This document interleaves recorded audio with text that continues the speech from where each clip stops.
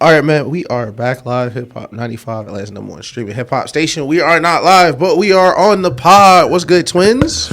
What's poppin', twins? The pod about nothing. Ain't nothing but a thing, you feel me?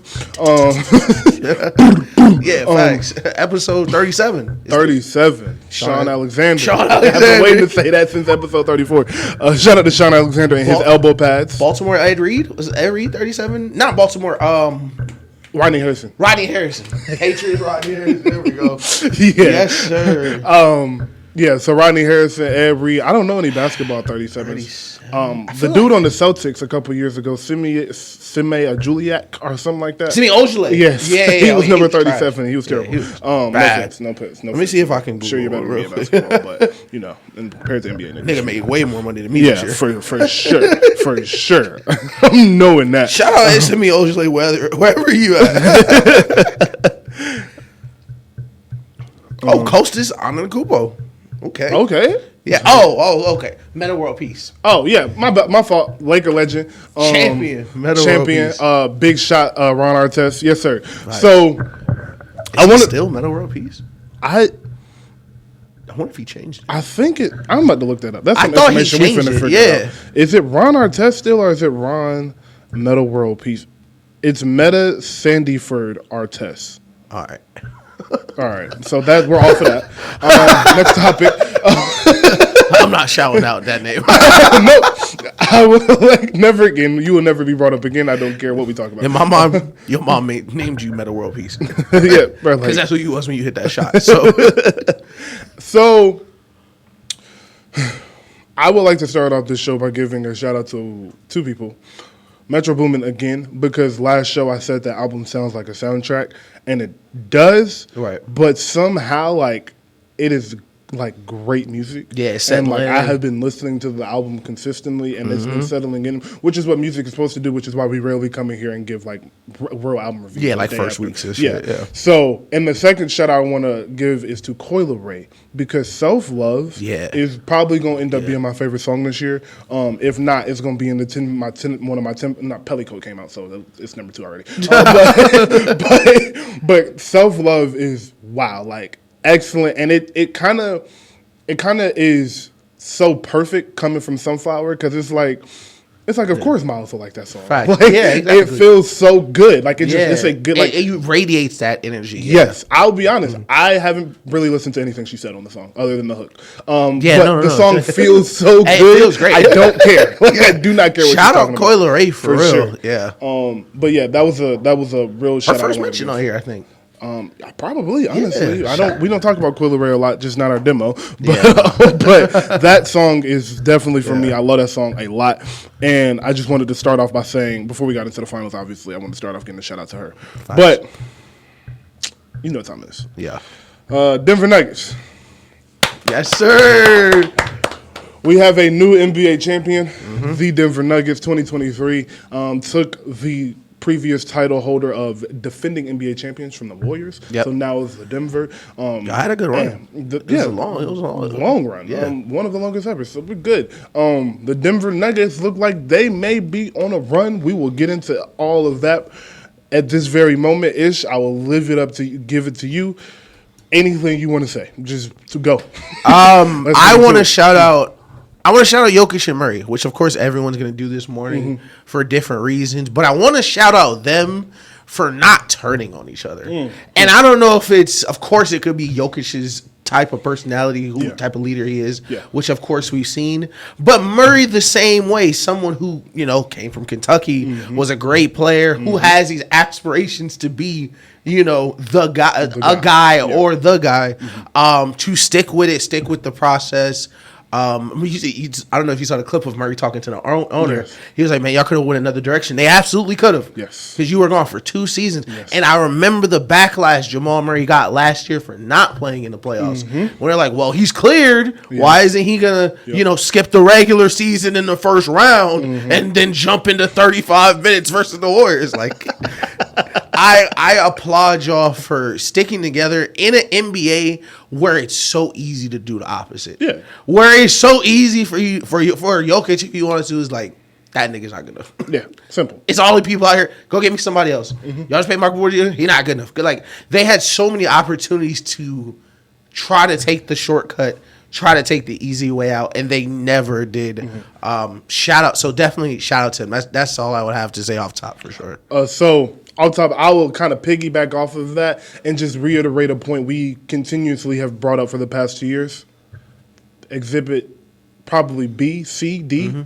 Stop breaking teams up so early. Facts. You just spoke about Jamal Murray tore his ACL and missed 2 full seasons. Yep. And they still stuck with the core they saw in the bubble really make some noise, they got to conference finals in the bubble, didn't they? Yeah. So they got to the conference finals and they saw we're right there. Jamal Murray goes down the next year. All right, we just got to get healthy. He doesn't come back the next year. They get first rounded. Jokic is all-star. And the talk all year, this year and all the rest of the year has been, starting last year up until they won the championship, has been Jokic in the pick and roll. The Denver Nuggets are a regular season team. The Denver Nuggets won't be able to defend at the highest level when it matters. These were things that everybody was saying, including us. I didn't pick the Denver Nuggets. Basketball is so funny compared to football because usually in football, like we know who the Chiefs are. Damn near every week we pick the Chiefs to win the regular season game. That's and a fact. We pick them to go to the play because they're the best. They're usually the best team, and if not, they have the best players. And it's only 20, 21 games. Yes, exactly. In the NBA, you can be the best team all year, and everybody knows you're just not going to win the championship. Yep. And that's kind of how who won the Phoenix last year. Yep. Most people watching Phoenix last year was like, they ain't not win no championship. Facts. So I commend and the Heat were the one seed last year. Yes, same thing. But people were like, not win no championship. Facts. And the Denver Nuggets were one of those teams. Now this year they had a few more people to pick them just because one, they were great all year. They had arguably, I would probably argue right now saying they might have the best roster in basketball. Maybe number 2, maybe number 2 or 3, other than like Milwaukee maybe, and Milwaukee's roster is kind of flawed a little bit. Yeah, in flux too with Middleton. Exactly. So at worst, the 3rd best roster, 4th best roster in basketball, and people still weren't picking them. And this is just a testament to a team that believed in itself. Shout out to Michael Malone. He believed. We got your letters. We got your letters. He believed in his team from the jump. He spoke like he believed in his team, and he spoke like he knew nobody was good enough to beat this team 4 times in a 2-week span. And he was right, man. They looked amazing. Yeah. I will say from start to finish, they looked like they didn't break a sweat. Yeah. Like a Floyd Mayweather fight. Yeah, where he was it was just too easy. Right. Like felt like that. It was like even when Book gave him 48, it was like, it's like, you're trying your best. Huh? Like, good job. Like, but you're not gonna win this series. And the closest thing to a losing series I thought they would have would be this Heat series, and the Heat couldn't even really do much with them. But you got 7 undrafted players. Eventually, that's gonna catch up with you, no matter who you got playing. So, I just want to give a hand clap, lastly, to Jamal Murray for standing firm in the belief in yourself that you can get back to that level, because that's a scary, scary injury. Yeah, he had a very, very scary injury. Bro, you're a point guard. Yeah. Like, it's one thing if you Kevin Durant and you tear your ACL, knock on wood. If you Kobe Bryant and you LeBron and you got this perfect mid-range game and you got this one dribble pull-up, I'm 6'6", I can get it over anybody. I'm KD, I 7 shit, I shoot over anybody. Jamal Murray is a 6'4" point guard. And in the NBA, me and Ish in our group chat has been arguing for 2 straight weeks about the top 5 point guards in the NBA. I made a list of 10 point guards yesterday and didn't include Kyrie Irving because I just forgot. It's 16 elite point guards in this league right now. So for you to have to see that, face that, and come back and be the second point guard, and second, I would say if we're saying 15 great point guards, because I truly think there are 15 great point guards, you are the second one of the bench to win a championship after Steph. Like Steph won last year, and now it's you. And I don't know which one will be next, because it might be you again. They might go back to back. What I'm looking at now, so I just want to give a huge hand clap to Jamal Murray. That's such a great. Actually, let's give him the hand clap now. Let's give him the hand clap. Shout out to bro. Shout out to Jamal Murray, and that's such a great point, because I remember when he got injured, I felt bad for him, because it was kind of like the opposite. It was like when Derrick Rose got hurt, I was like, damn, it might hurt his athleticism. Like if Ja got hurt, something like that. Jamal Murray already was an amazing athlete. Yeah. And he's already undersized. You already weren't the fastest guy. Yeah. So coming back from an injury like that where you can lose some athleticism and to fight through it and come back better, it's just a testament to his hard work and the situation that they are in. Because they did the same thing with Michael Porter Jr., where someone had 3 back injuries, didn't have the easiest path to get here, and they never bailed on him at any step, even gave him a $200 million deal. Off of a back injury. That's injury. Crazy. It's really crazy, but man, yeah, shout out to them for really Okay, I don't want too much Embiid shade tonight, but they really trusted the process in Denver. Like, Factual, yeah. Trusted the process. Factual. They didn't go out and trade for superstars and flip their rosters and coaches. They actually drafted young players, added role players through free agency, but everyone there that really, I don't want to say that really matters, but like a lot. They hang their hat on the people that they brought in. Yeah. Like Jokic, Jamal Murray, MPJ, and Aaron Gordon, even coming into this situation, getting a career rebirth in a way. Somebody who was a top 4, top 5 pick, thought he was going to be a star in a completely new role. So you really love to see that. Starring in his role. You love to see that. There's one more person to hit, the most important person in all of this, the reason for all of this. Mr. Nikola Jokic, man. I know he doesn't care that he won a championship. No. But I care. And I'm very, very happy for him because it's very common, I would say, for a player of his caliber just to never win a championship. Like an excellent player, can do everything on the court. We can go down the list of players that have not won championships, starting with Charles Barkley, Clyde Drexler, Carmelo Anthony, Michael Redd. Like, just really, Michael Redd. Brandon Roy. Yeah. It's really, really great basketball players that have never won a championship. And I'm just talking about a championship. Fuck being the best player on the championship team. Just a championship, period. Be there, So it's a lot of players that missed that, and he did this very early into his career. He's only 28 years old. I would say the way he plays basketball, how he's under the how he's under the rim a lot, he has another 6 years of his prime, 7 years of his prime. So I could see him really keeping this thing going to 34, 35. The only thing that would really hurt him is defensively, but that's not important right now. So this was a masterclass playoff run. And I saw some talking heads the other day speaking on how they kind of don't give him a lot of credit because nobody played up to the standard that you're used to seeing them playing at. But I think that is the most lazy take on what you're watching. I think you're just watching pure dominance. Right. When the Warriors and Cavs went 15-1 a couple years ago, we didn't say this shit not impressive because nobody played up to their potential. No, you're just dominant. Same thing with the 0-1 Lakers and any other team ever that's been dominant in the playoffs. They went 16-4, bro. Yeah. 16-4 through the playoffs. Swept first round, second round 6 games, third round sweep, fourth round 5 games. Yeah. Didn't face a game 7, and really didn't face no fucking adversity. Nope. And on top of that, talking back to Jokic, Rudy Gobert, bam. DeAndre Ayton. 80. Yep.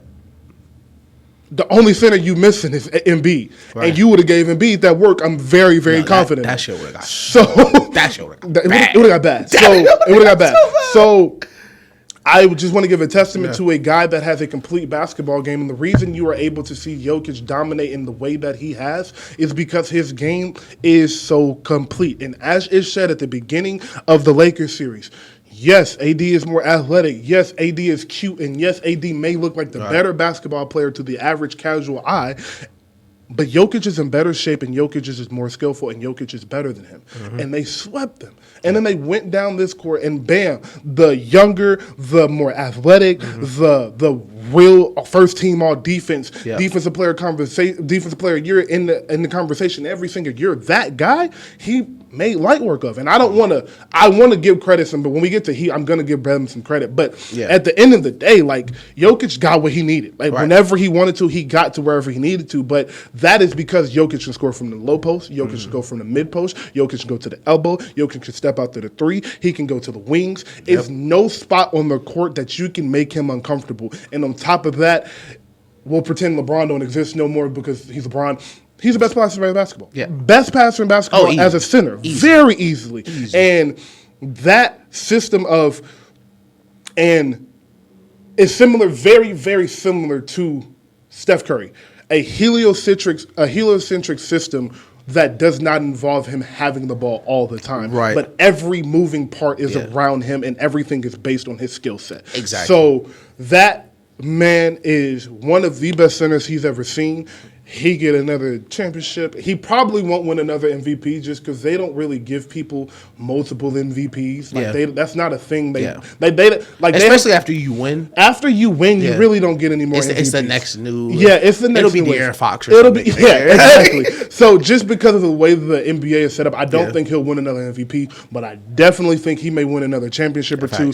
And if he ends with 3 championships, 3 finals, and peace, we'll be talking about the top 5 big man, which is if you go look at the top 5, top 7 big men all the time. That's a crazy list. It's a crazy list to crack. Yeah. And he is on the verge. He's already top 10 pretty easily, I would say. And this is just centers, not power forwards, because you're talking about Tim Dirk and all that. But right now, easily a top 10 center and on his way to being one of the best of all time. Yeah, so I completely agree with everything you said there. I want to hit it on a couple of things. So like I'm glad you said dominance. Because this is episode 37. We called it Mission Accomplished. So when I was making the thing, I had 2 titles. So the first one was Mission Accomplished, because that's what he said in the press conference. And the second one is Nikola Jokic is peerless. And I really like that Nikola Jokic is peerless because of that All-Star game photo. You guys will see it, of course, when you click on it, of him sitting on that stage. Because I remember watching the All-Star draft, and it was so interesting that everyone was like, man, the All-Star game is so ass. And I said, of course it is. The best player in the league gets picked last. That's how little the game matters. That's how non-basketball what you're doing is. The back-to-back MVP can't even play. That's a great point. And the reason that you can't feel bad is because this is why he plays. This is the game he plays. Yeah. And you talked about how it's like a Steph Curry heliocentric offense. And I love that you said that, because that's where I was going next was it is, but it's a step farther back. Because it's like the Tim Duncan heliocentric offense on steroids. Yeah, that's like Steph Curry was the Tony Parker end of it. Steph Curry was the Tony Parker end of it on super mega steroids, where he'll run a pin down from 30 feet away, but he'll still bring it up and run pick and roll 40 times. Jokic on the other end will run a handoff from 35 feet away, flow into a post up, into another dribble drive, and all these options are always available to him, like you said, because no matter where he catches the ball, everything is an option. Every person on the court is an option. Every shot possible, left hand, right hand, 1 foot, 2 foot, pump fake, every move that he needs to have, he does have. So I think it was amazing to watch just this level of dominance, because you're right, like the 01 Lakers, the 17 Warriors, like sometimes being great is about overcoming adversity, like the 16 Cavs, or teams that had to come back, like the Bucks, the 2010 Lakers, the 2010 Lakers. Facts. Yeah, and sometimes it's just about whooping ass, and that's what this was. This was just about we gonna beat them, whoever it is. It's just about kicking ass today, for real. And that is what real dominance is. And it's kind of ironic because everyone's like, man, this was going to be boring. And you know what? It was for a lot of people, because they was beating the brakes off of them. And it wasn't boring because Jokic is boring and the Heat are boring. No, it's because dominance is boring sometimes. People do not like dominance as much as they think they do. So it was just amazing to watch Jokic be the very best version of what we thought he could be. Yeah. Because I've been a Jokic guy for so long, but of course with all players, especially Jokic, they have their limitations.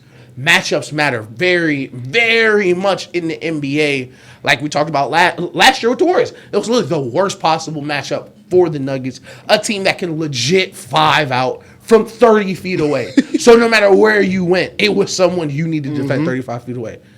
They didn't play anybody like that. People are like, they beat 7 seeds, 8 seeds. I like that because maybe y'all should be the 1 seed then. maybe y'all should take the regular season serious. Maybe y'all should get home court advantage so you can play these teams that didn't. So you can have these home games. Yep. Jokic, who's been the poster boy for playing all these games, playing all the regular season, not taking no days off, being able to really sit in the fruits of what they've done was just amazing because sometimes it's not about 5 seconds on the clock, Mike down one, he steal it, come down and bang it. Sometimes it's the third quarter of game 5 and everyone knows it's over. And everyone knows. And a 2-point game. Yeah, and the game's still close and everyone's like, it's over. They don't got a chance. Because that's really how it felt. It felt almost inevitable, kind of. Yeah. And you got that in every single series. Like, I won't say the first round because we knew it was going to be the Timberwolves. But the second round was like, man, Book got 40. And they still losing. Like, maybe it's just not enough. Yeah. 80, 35, and 15 game 1, whatever he had. Still lost. Damn, maybe that's just not enough. Like, and he, salute Jimmy. Didn't have the best series. We're going to talk about it later for sure. But the Heat, 5, 6 crazy shots in a row, down 2. Maybe we just don't got enough, bro. And sometimes you just don't. You just don't. Sometimes you just don't. And just hats off to the Nuggets, hats off to Jokic, hats off to everybody but Bones Highland. Oh God. Everybody but Bones. And shout out Thomas Bryant, agent. Shout out Thomas Bryant, Ish Smith. Oh, yeah, shout out Ish Smith. They called me crazy. Niggas forgot when I was defending Ish Smith. Niggas forgot. Shout out Ish Smith, bro. Reggie Jackson, Jeff DeAndre Green. Jordan. Yes, Green, man. bro. Shout out to Jeff Green. Yeah. Has Jeff Green got a ring? Nah. Is this the first one? Yes, Shout out sir. to Jeff Green, man. A real journeyman. Jeff Green had heart surgery when I was a kid, bro. Y'all, you remember that? That shit was Do I? crazy. Nigga, Bro, that yes. shit broke my heart. I was like, damn, this nigga never go. Bro, do you remember the ESPN? ESPN be making shit dramatic and Yo, they shit. had the camera on that nigga, like his chest still open. They had that shit on his chest, like damn. They showed the scar before the game. I was like, should he be playing? It's like the doctor had a GoPro on. This nigga was in his shit. Yo, David, 7 in the morning, ESPN. What are y'all doing? David Stern was crazy. David Stern was sitting there like, yeah, record.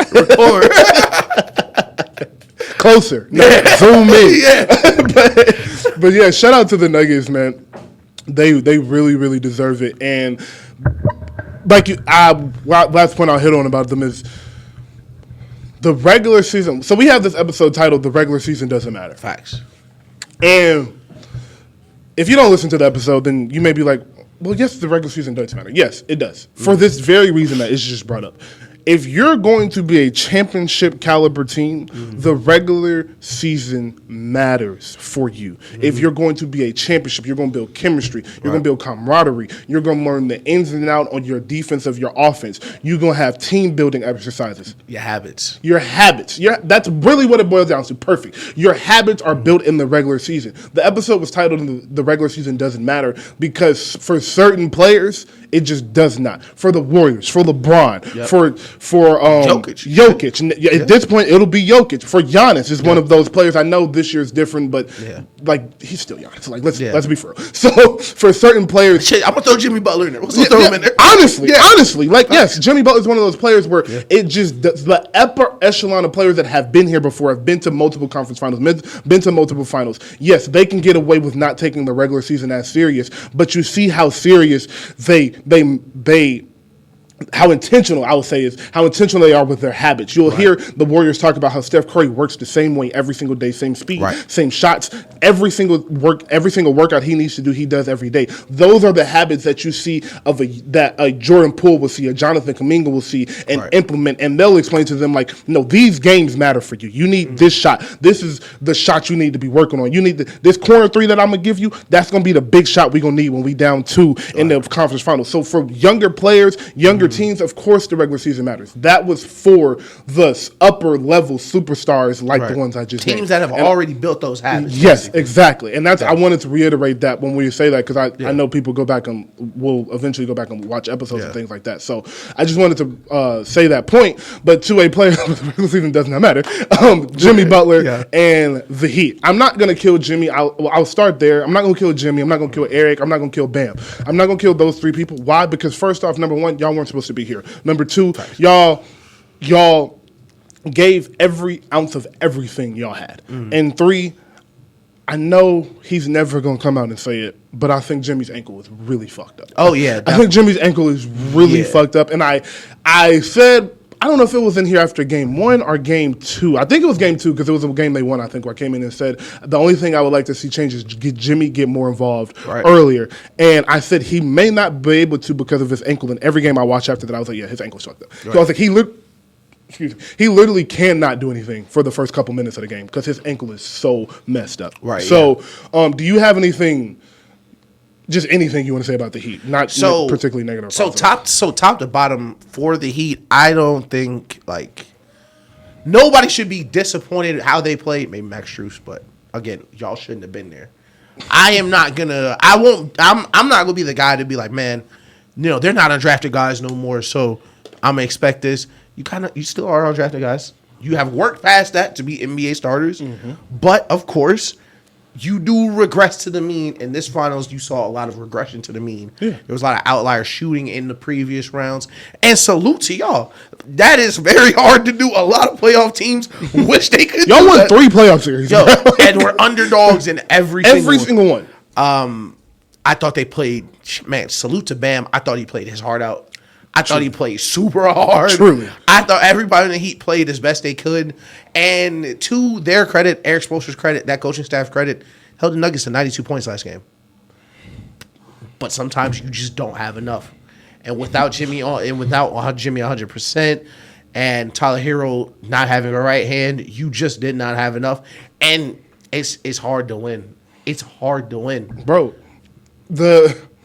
the funny thing I was watching last night, and throughout the series I've been saying this to myself because we picked the Heat to win in 7, and it was more of a, hey, I push out content, so I need y'all to watch this. Shout out Jimmy Butler. more than actually I'm thinking about this pick, and I'm really picking the Heat for real. Let's be honest here. But I believe in him. truly, I believe they could have won this series, but something that is very important to realize is that, yo, bro, if you got 7 undrafted players, at some point it's going to get really, really hard to score the basketball. Yep.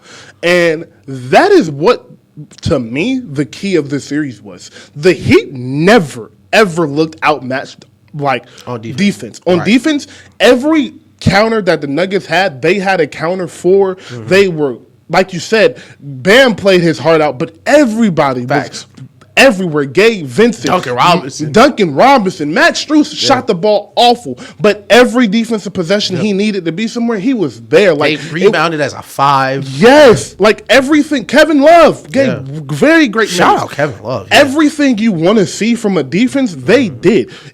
They lost this series offensively because their shooters weren't shooting at the clip they were the entire playoffs. Right. And if you would have told me Max Strus was going to shoot from game 1 to 4, 1 for 21 from 3 or whatever it was, which is insane. If you told me he was going to do that, you told me Jimmy Butler his ankle was never going to recover. Yeah. You're going to tell me Gabe Vincent ankle was never going to really recover. They don't have Tyler Hero, and they still get to the finals and get a game. You can hang your hat on that, bro. It was simply y'all just didn't have enough offensively. It was that was really the deciding factor in this series because, like you said, 92 points. And all of these games were low scoring. These games were not high scoring games, and that is a testament to the defense of the Heat. I do want to give some credit to the Denver Nuggets defense because I'm not just going to blame it all on their shooting. Yeah. Their defense was outstanding. Yeah. They made it tough on their shooters, which is the reason why they pushed their shooters off the spot. So even when threes were open, it was a pump fake and dribble, and everybody is not Stephen Clay where that shot is automatic off that one dribble, one dribble into the three. That's not an easy shot for normal catch and shoot shooters. So offensively was really where they're overmatched, and you can live with that, bro. You can live with that. I want to shout out Christian Braun. I'm glad you talked about the Denver Nuggets defense because Christian Braun, Bruce Brown, KCP, Aaron Gordon, I'll throw MPJ in there and Jamal Murray on for certain stretches. Fuck it, yeah. Actually, the whole team. Let's just say I just named like 70s. The whole team played amazing defense, top to bottom, and this is the disconnect with what casual basketball fans think is defense and what defense actually is in the playoffs. Because even though Jokic is not Rudy Gobert, he can't jump out the gym, he's not Nick Claxton, there were games where he had 3 blocks, 3 steals. Because they, first of all knew their assignment and they trusted everyone on the court to do so.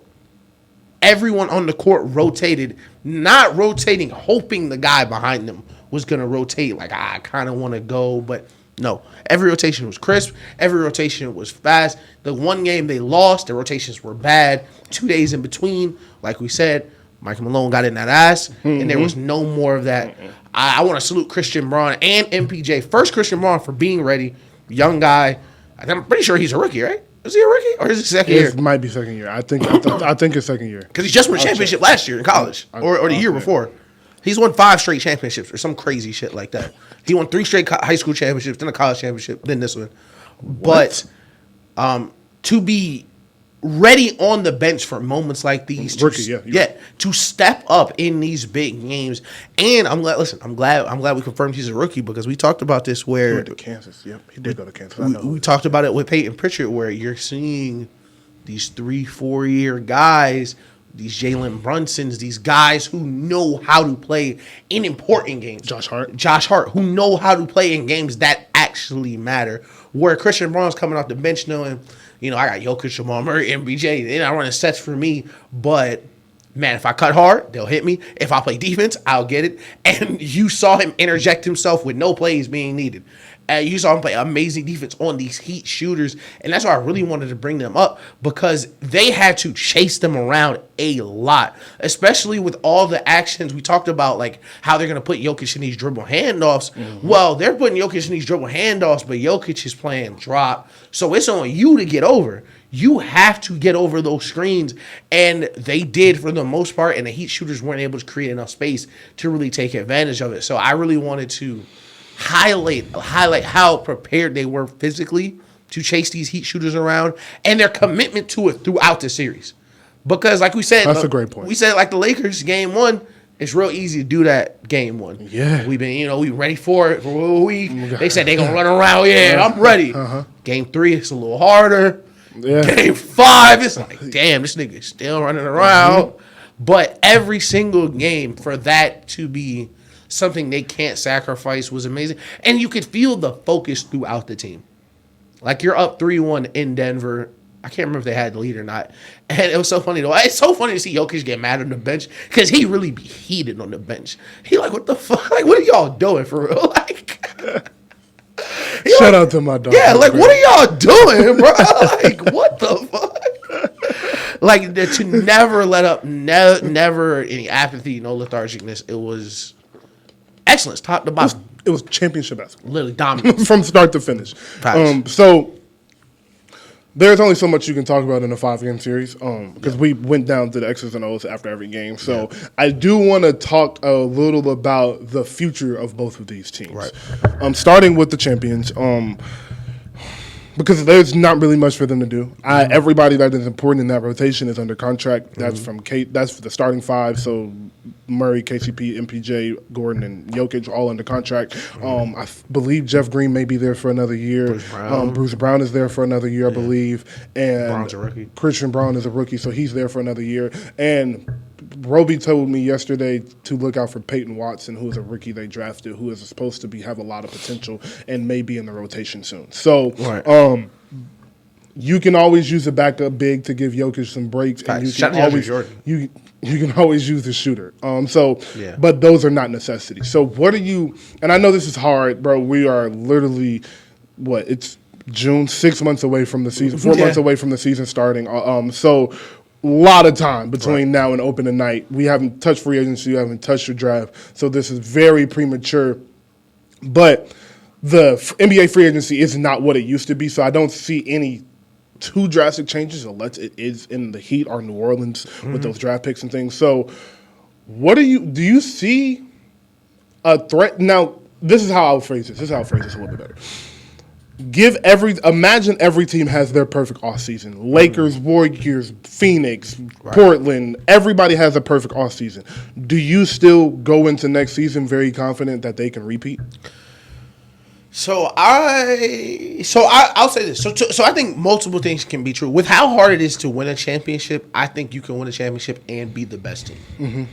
But I don't think their path to win another championship, I'm not as confident in that just because of how stylistic NBA series are and the players that they did, or I don't want to be that guy, but did not face. Not to say like, yo, they didn't play any top guys, but like the teams they faced, just the matchups were different than they would be next year, where you don't know whether or not the way you play now will work versus those other teams, just because stylistically so many teams are so different.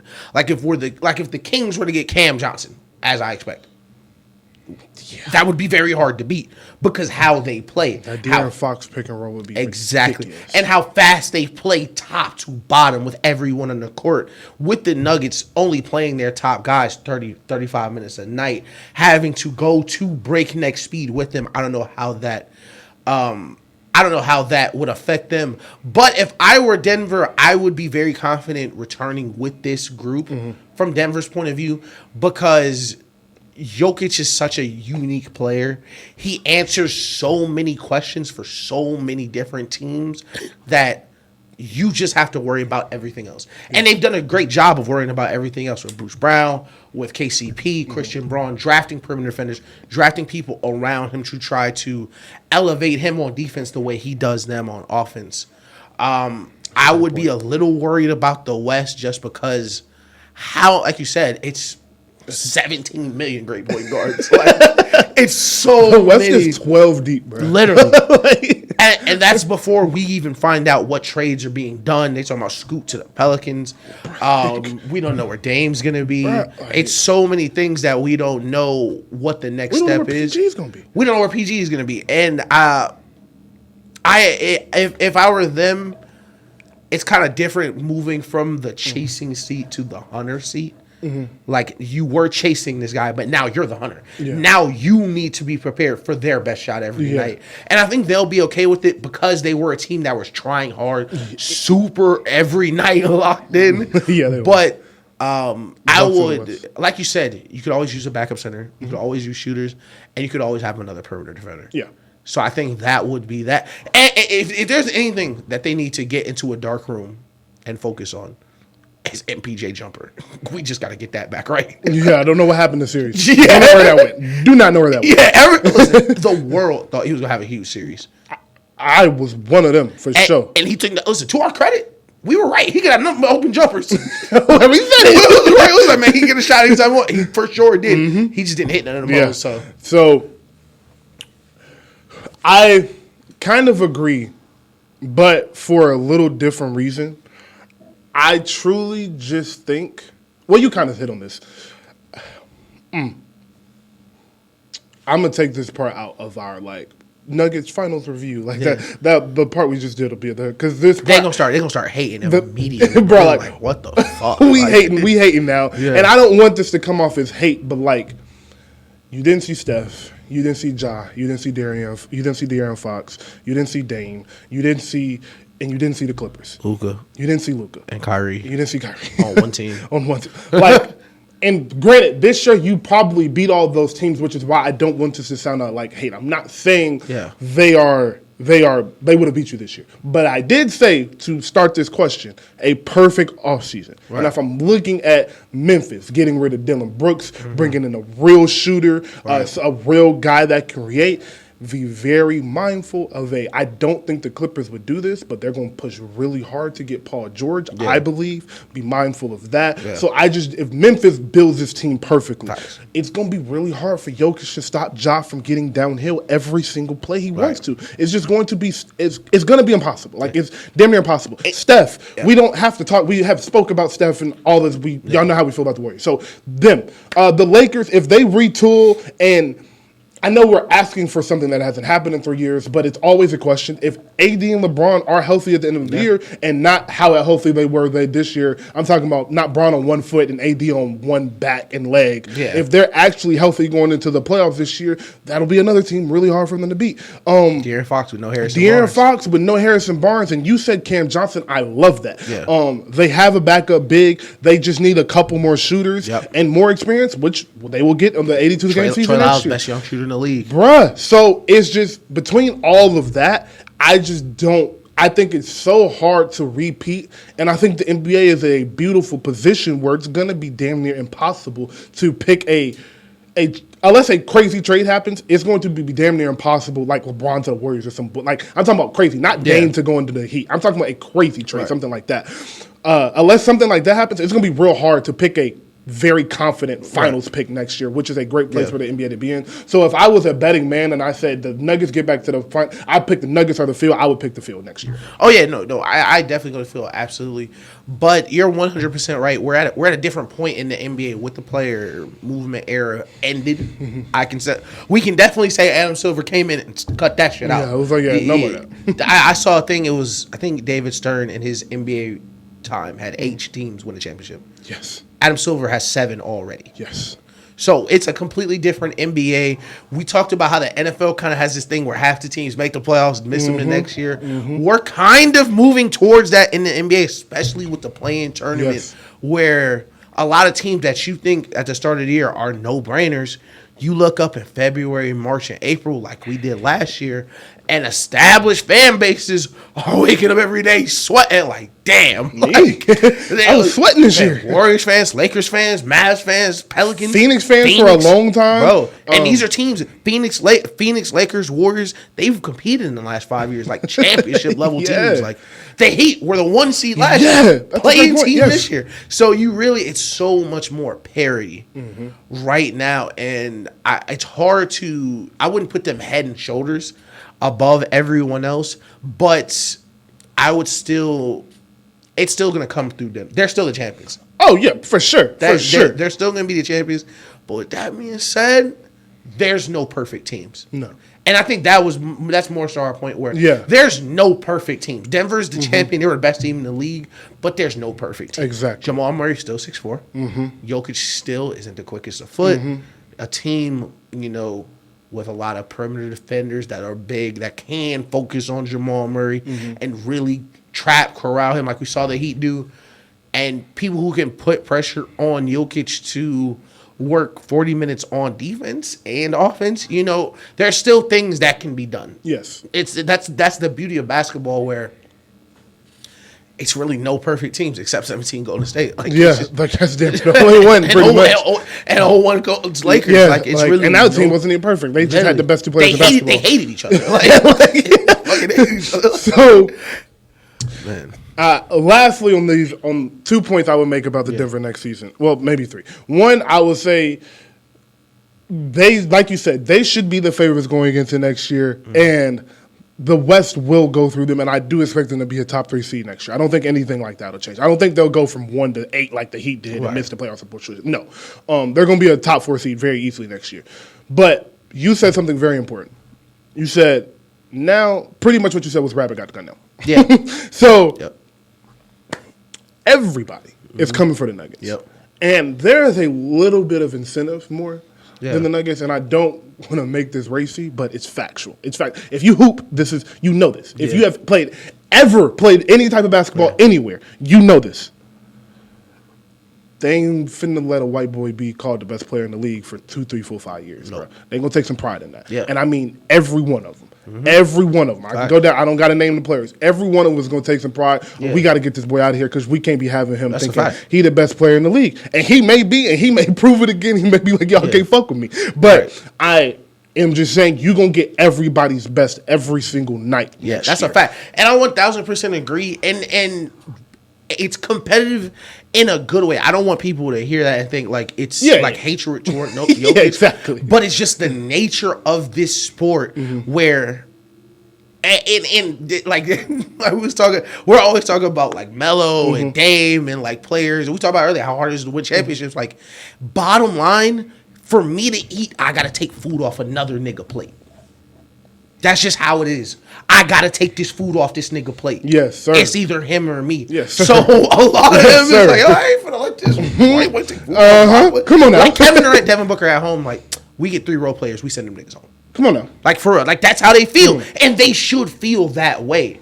And that's the point where once you get to the top, that's why so many great players talk about how hard it is to win back to back, and nobody's won 3 straight since Kobe and Shaq did it. But the whole world wants you. Every misstep you have, every time you're not your best day already. And the difference is, it used to be, man, oh yeah, we rolling into LA tonight. No. Now Atlanta's getting on the fight. Like, oh yeah, we going to Denver. Yeah. Like teams that you have, you ain't playing the playoffs. Teams you have no connection with. It's like, oh yeah, can't wait to see Denver, Charlotte, circling the schedule. Because now you're the barometer. You're the standard for teams that want to win championships to see, are we a championship team? So your whole season is the playoffs. Because everyone's going to give you that playoff effort every time you step on the court. And we talk about Jokic. Look, man, that this will go actually very tie into your point of we want to see if we championship teams. Now it's, I know this is 27 game 27 of regular season, but we finna put Jokic in 50 pick and rolls tonight. Just to prove a point. Yeah. Game 52, we finna put Jokic in 50 pick and rolls tonight. And another thing, this is the first time they've played this. Me and Ish were talking about before the show about how hilarious it was that Jokic just wanted to go home after the championship and all of that. But we're like, this is the first time playing this many games. How does that catch up to him next year? Right. And how does that not just Jokic, Jamal Murray, Jamal Murray coming off an ACL injury, Michael Porter Jr. is back. How does the 9,500 game season next year really catch up to them in late May or something of next year? So that'll be something else to watch for. But I don't want this to be the Denver Nuggets hate session. Knock on wood, they were incredibly healthy this year. They were incredibly healthy this year, start to finish. Nobody missed a bunch of time. It's just hard physically to play this contact sport for a very long time and not have those things, not have those injuries. So I think next year will be great for them competition-wise. And I think by the time they get to the playoffs, the gauntlet that they will go through will make them better. But you're absolutely right where, before it was like, it's the Nuggets, they're going to play hard. No. Now it's the Nuggets. They a championship team. Jamal Murray like to chirp. Jokic can't stop the pick and roll. Let's see if we can expose these niggas. And they coach cocky. They exactly. Think they're better than everybody. Yeah, they don't like that. Michael, you be talking. I like it, though. I love it. I love it. Yeah, hell yeah, I love it. But again, it may backfire. Hey, come with a lot. But y'all got a whole summer to celebrate, so who gives a fuck right now? Facts. So on to the Heat right now. The Heat are in a real interesting position because they don't have too many crazy pieces, but they might have just enough, and they might have just enough draft picks to get a Dame or to get a PG or to get. Is that it? Is it really just Dame and PG? I think so. Upper echelon players. Maybe Kyrie. All right, so let's go. Dame, PG, Kyrie. After that, it's nobody. Because it's no free agents. I don't think nobody going nowhere, bro. Yeah, it's no free agents right now. Fred VanVleet is a free agent. Yeah. But that's not going to change. Yeah, nah. Pat Riley's not picking up that call, Fred. So, PG, Dame, Kyrie. Yeah. This offseason, I said this last year, I believe. Losing this finals will be the best thing that can happen to them. Because this may get you Dame.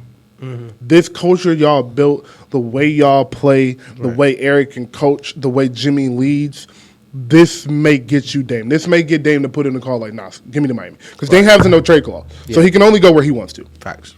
So this may be the call that gets you Dame, and maybe the call that gets you, it may be the run that gets you PG. I don't know how bad you want PG due to his injury history and how hard you are forced to play in the Heat, so I'm not really sure. But a healthy PG in that system with the way they defend, with next to Jimmy Butler, oh my God. Yeah, that was crazy. Lastly, actually, one more.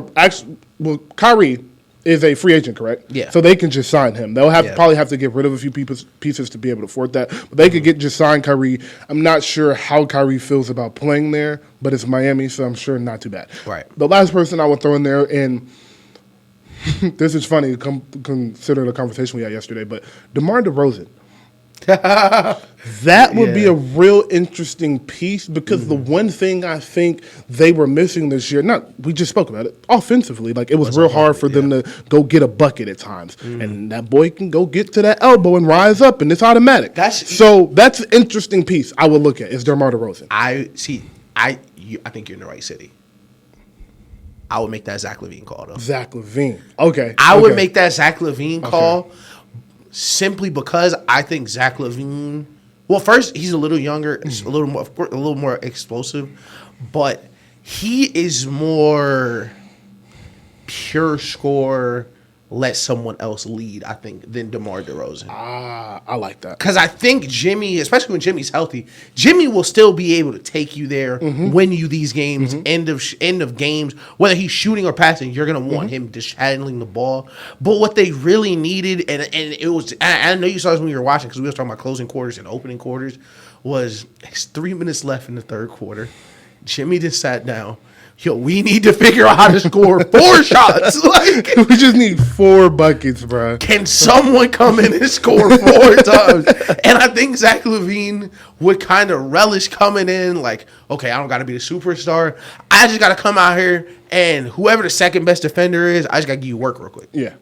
And when Jimmy sit down, this could be my team. When Jimmy sit down, but when Jimmy get back on the court, okay, Jimmy team. And he can space the court still. Because I think their spacing is fragile now with Jimmy and Bam on the court because they're your best players, but they also aren't range shooters. I think DeMar might really collapse that in on them. But Zach LaVine, damn, that's a great point. Loves to shoot, loves to stretch the court. And sneakily quiet as cat. We talked about how it was like with Wiggins. Real athletic guy, good feet, good wingspan. It's a little easier to play defense in Miami. You got Bam and Jimmy, Eric Spoelstra, than it is in Chicago. Yeah, for sure. or Minnesota. As a 10 seed. Yeah, fact. For sure. So I don't know how cheap you could get LaVine or what it would cost, but I would be making a call for LaVine, and it's not going to happen because how nasty this organization is ran. But if this was 2K, I would make the Jordan Poole call. If this was 2K, I'd make the Jordan Poole call. I would too. 1,000%. They need a point guard. They need a point guard, and they need someone to just facilitate and score. You don't even got to get 30. If you can get a consistent 15, 16, and 8, 20, and 9, something like that to just keep us on schedule, keep us on track. Because right now, they kind of have Jimmy managing the offense and let Bam do the defense. Yeah. But Jimmy is not a PG. No. Jimmy's a dominant player, an amazing scorer. So in these series where he is locked in, he don't need to manage the game because he's just giving out work anyway. But having someone that can get you easy shots, we always talked about that's the difference between amazing, great players and teams that just aren't good enough. You can literally look at this series. Look how many layups the Nuggets got. Look how many easy layups, shots that Jokic is able to create for everyone around him. So many, bro. And the Heat don't get that. The Heat are the complete opposite, where I got to fucking, listen, I'm a pump fake, come back, screen, offensive rebound, bam, tip it out. Like, it's so much harder, and it's hard to consistently win like that. So I think if they need Virtually someone impossible. to get them easy shots and give Jimmy, give me 4 minutes, bro. Give me 4 minutes. Yeah. I love the Zach LaVine. Zach LaVine. I think that's realistic because I think Miami is going to get somebody this year. I think what they have done these past few years has put them in position to get somebody. I think what Jimmy did this year was really inspirational. And I don't know if this is a weird word because I don't like using this word in sports.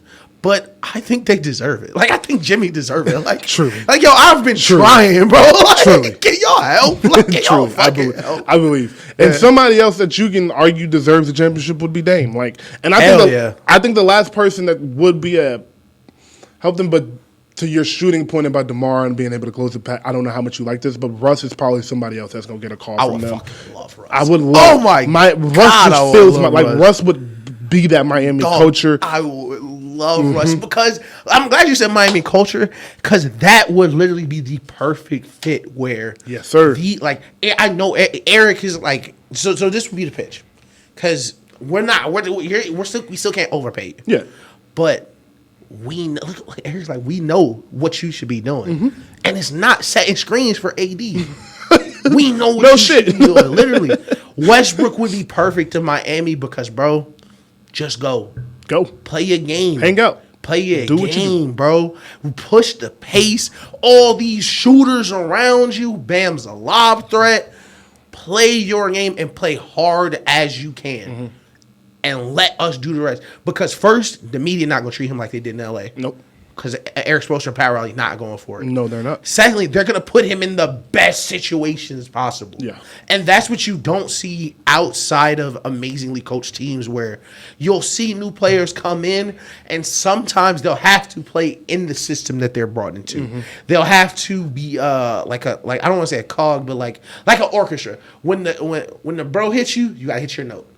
There's no room for anything else. Yeah, that's a great point. But in Miami, it's more so jazz, where we have a loose concept, but if you start getting out of body art, that's what we're doing. Yeah.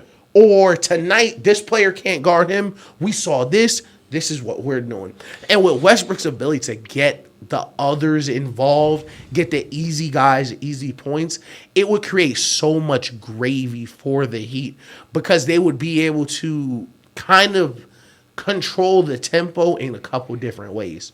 Like in the possessions where it is Jimmy, it is the regular offense, they're still able to control the tempo. But when Jimmy sit down and you bring in all these amazing shooters, you kind of really want to speed it up anyway. So I would love Westbrook there. I would absolutely love Westbrook there. I think the Heat are in great hands with what they have. I think they're in a great future. Pat Riley is a genius. So he is going to build that team and get that team right back up. I'm very excited to see where they go from here. But the last person I want to hit is who I promised I would hit earlier, Bam. First off, I want to say, Bam, I love everything you did this finals. You gave everything you had. Facts. Every shot you needed. A lot of Bam's issues was he's not aggressive enough. He was aggressive this series. Yeah. He got out, ran the break. He took jumpers. Yep. He attacked Jokic's chest, and then he played amazing defense. Jokic is impossible to stop. Jokic averaging a triple-double in the series, or was it 30-10, 30-10, 30-11, and 7, whatever it was. Whatever stupid shit it was.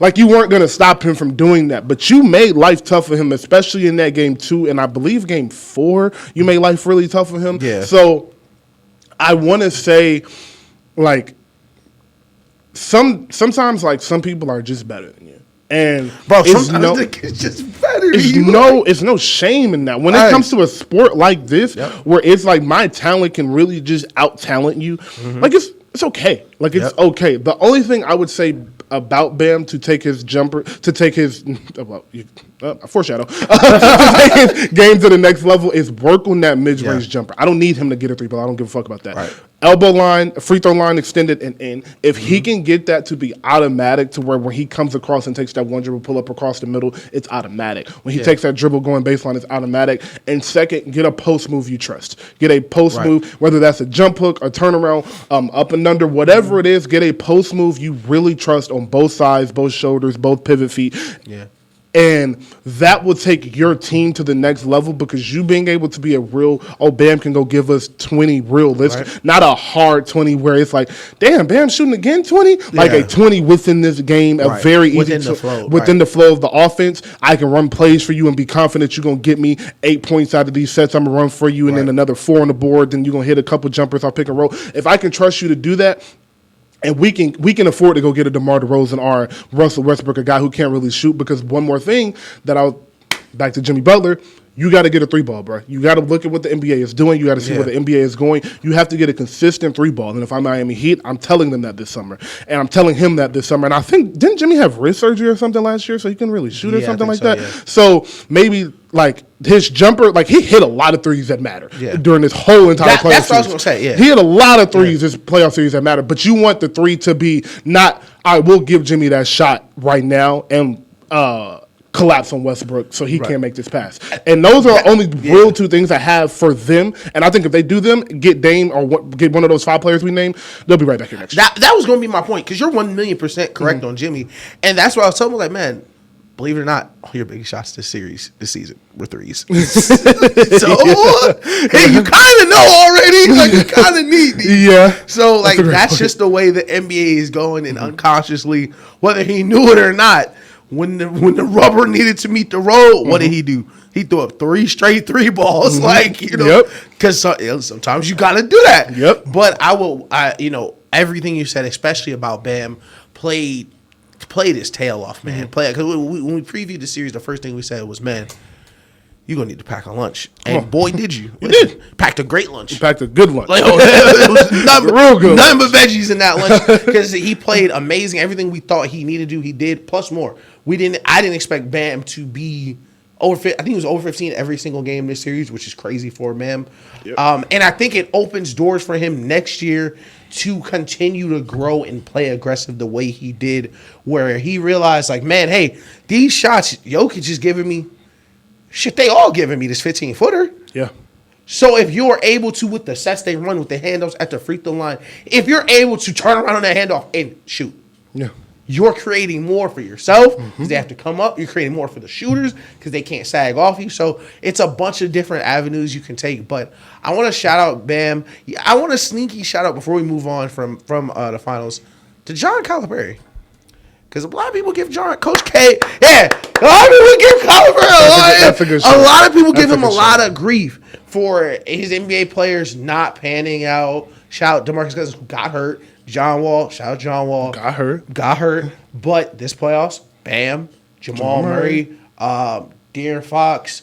I'm missing somebody. Damn, I'm missing somebody. He beat a Cat, yeah. Because Jamal Murray beat a bunch of Kentucky players. Oh, Devin Booker. That's what I'm missing. Devin Booker. Yeah. So shout out to him. You had people competing at the highest level everywhere in the NBA. Sure did. This playoff. So salute to you. Salute for Jamal Murray for winning the Kentucky Invitational. Getting the first player from Kentucky, I think, like in recent years. I don't think it's been a minute since a Kentucky player really break through and play championship winning basketball, because that was the knock, that they weren't that type of team. So I just wanted to give Calipari a quick shout out. I would love Calipari. You shouted out Bam, right? He went to Kentucky. Yeah. Okay. Yeah. 26-13 game 1. Damn. 21-9 game 2. 22-17 game 3. 20-11 game 4. 20-12 last night. Like, yo, you not the number 1 option. Those are number 2 options. If I want a number 2, that's exactly what I want him to do as a big man. So, like I said, hand clap to Bam. And the last, before we do get off of this, just want to say again to Jamal Murray, because it really made me emotional seeing him crying last night. I loved because it. It was loved it. It was like, no, like, bro, like, I really never thought I would get here again. Like, it was, like, you know how many nights of, because nobody sees rehab for NBA players. No. And unless it's like Odell Beckham posting a video 8 months after his surgery with him pushing his knee real hard against the weight or something. Like, you don't really see how hard this rehab is. Like, no, like, I'm teaching myself to walk again. And then I'm teaching myself to run again. And then I'm teaching myself to play basketball at the highest level possible. And then after I get to the highest level possible, I got to go to another gear because I'm in the finals now. So for him to be able to do this, watch his body uphold, and then you see the emotion just pour out of him when you see him talk to the owner like, bro, thank you for not giving up on me. Because we see it all the time, bro. Like, kick it to the curb, we out of here. So undersized PG. Undersized PG. I just wanted to give him his flowers again. You know, I'm really glad you said that. As someone who has had ACL surgery, I am a civilian. I'm a regular guy. That rehab was fucking hard. You can't, the first 3 months, you can't sleep, because if your body moves while you're sleeping at all, you wake up in searing pain, because you don't realize how connected your body parts are until one doesn't work. You can't lean over to check your phone. There's so much you can't do. And for Jamal Murray to, what made it so emotional when he was talking to him is because he had to not give up on himself too. That is the part of that's kind of inferred, that Jamal Murray had to believe he could get back to this point. And I'm glad you broke it down, because he had to reteach his body to work. And then he had to reteach his body to work really well. And every step he had to get better and better to just get back to the best athletes in the world category.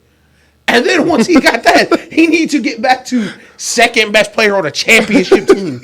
And it's just beautiful to watch because even now to this day, I'm a guy like if you're a player that's been injured and you do something, even throughout the game, even if it looks normal, I'm like, Winston, when you come down, like watching Klay Thompson is nerve-wrecking for me, Jamal Murray. Like you're just like, and to see him play free, play downhill, it was just seeing him cry, I just love it. We talked about how like the emotions in the game, like at the end, how much it really meant. It's really, yeah. Bron, you saw Bron like break down, like, oh my God, like I really did. Because it's like, bro, like we think of these people as larger than life, and they got all the money and the women, and Jamal Murray got the baddest woman in the world right now. And shout out to you for that. I forgot about that. You thought I see you, nigga. But I do want to clarify. Apparently, he's not with Two Sands.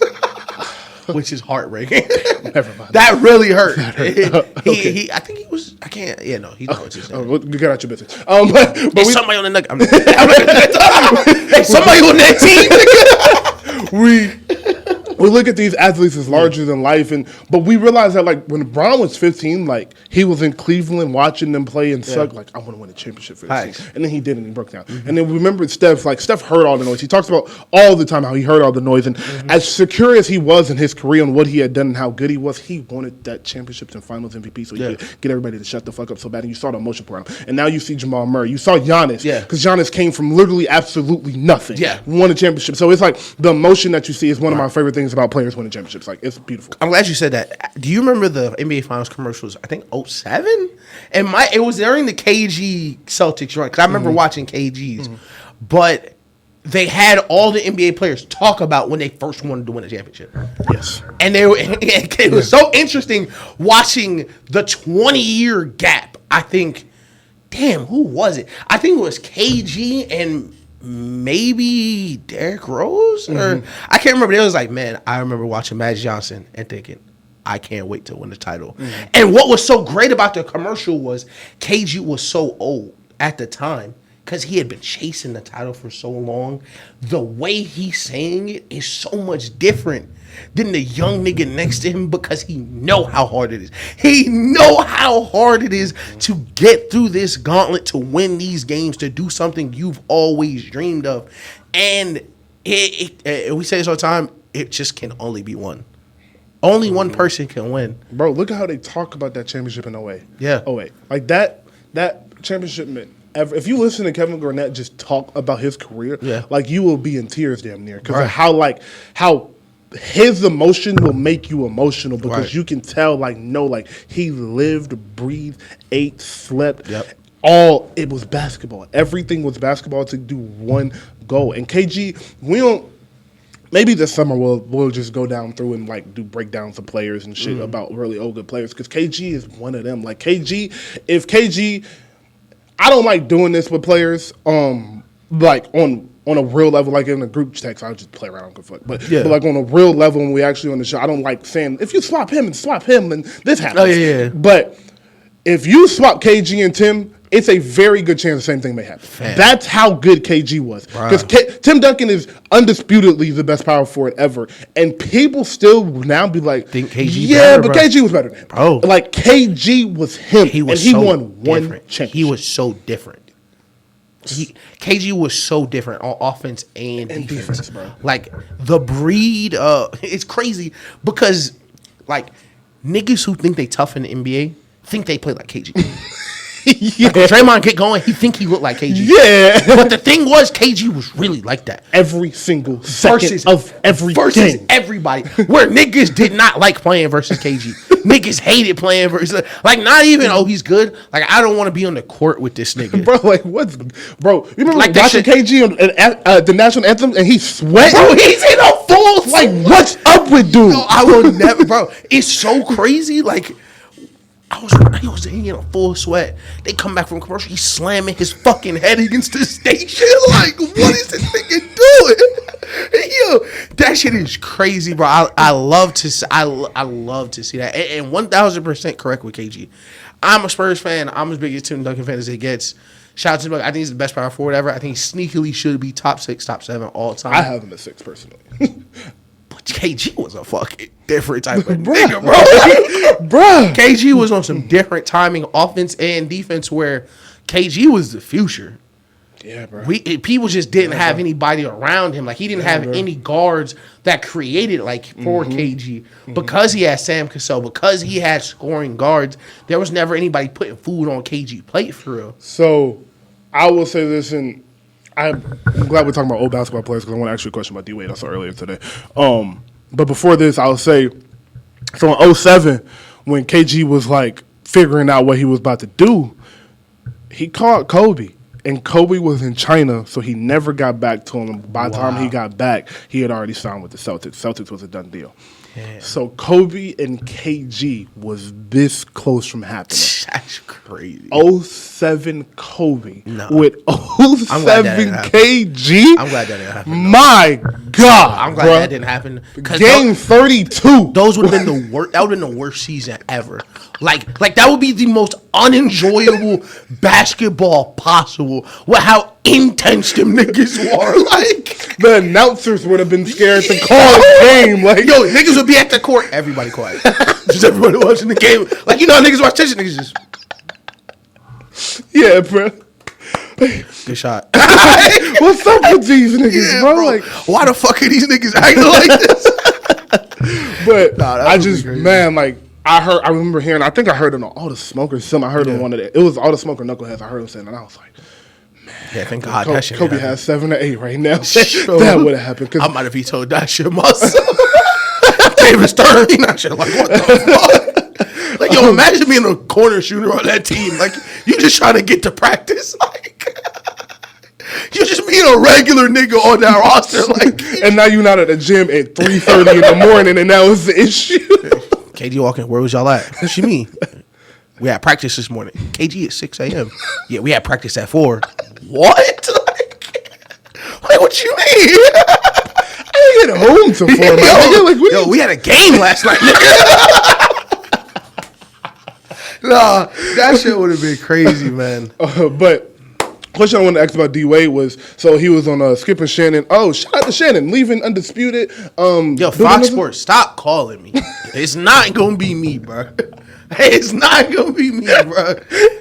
First of all, we're a package deal, and Skip not talking to me like that, nigga. Talking we going to cut the cameras off, nigga. Shannon's getting paid $5 million a year. $5 million? He's getting $5 million a year. Twitter. Like, all right, so it might be me. We will get back to y'all next week. But shout out to Shannon. Moving on to bigger and better things. Despite how I feel about sports talk media, your show served a purpose. It was to entertain, and you were very entertaining. Yeah. I have laughed at I have memes of you in my phone. Yeah. I have plenty of memes visually in my head. The first time he brought out that Hennessy was some of the funniest shit I've ever seen in my life. The episode where Snoop Dogg came and gave him weed on national television with someone else. Hey, because you could tell when he got it, he was like, I gotta play this off and just not make it a big deal. But like his first initial was like, "What the fuck are you doing?" And the thing is, you know it was some guy. Everybody knew what this was. You knew he grabbed that shit. Like, yo, if I hit this shit, I'm not driving home. Like, you know, Snoop not smoking no regular weed, bro. Like, so. And then his speech today, he thanked every person that worked on that staff, from the makeup artist all the way down. Yeah. And I love when I see people do that and really take the time to get people, because you hear all the time of people in Hollywood just thinking they better than everybody, not speaking to nobody. So I just wanted to give him his shout out, give him his flowers, and hopefully you do. I would love to see him on First Take with Stephen A, even if it's just for 2 weeks. Like, I would just like to see that. That would be hard. That would be hilarious. I definitely want to agree with the shout out to to Shannon. I wanted to say, coming from where he started to where he left off, because when his name was announced, it was like Shannon Sharp.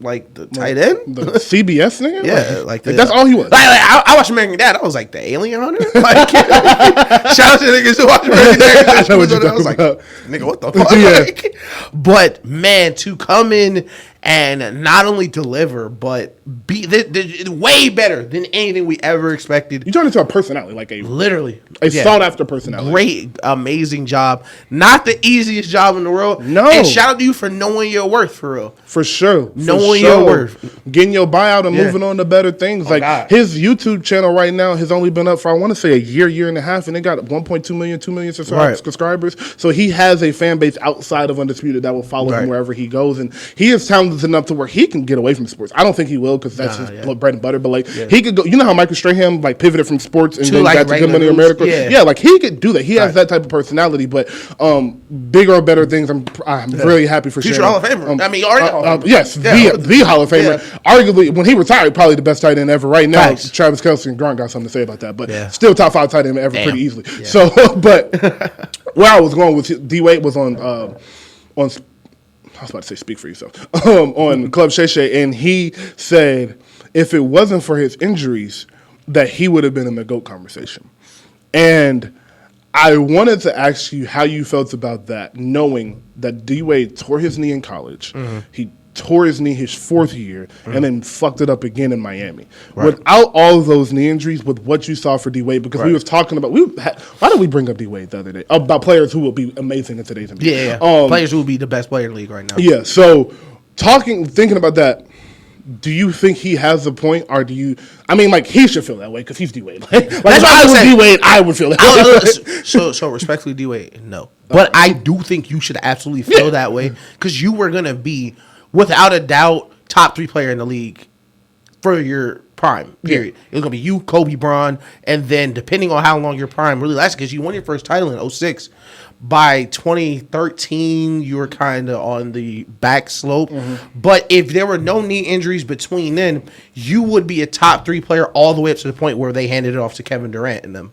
And stuff like, Yeah, but at the same time, if you're a top 3 player the whole time, maybe LeBron doesn't come play with you. So, it's a lot of things that come into it. It's a lot of things that come into it. Bro. It's a lot harder to get Chris Bosh and LeBron to your team when you're in the finals. Yeah. Because you would have been pretty close. Yeah. Because you're Dwade Wade. Yes. Like, he was averaging 30, like an easy 30. Like, hey, like 30 off of like mid-range jumpers and getting to the hole. No threes.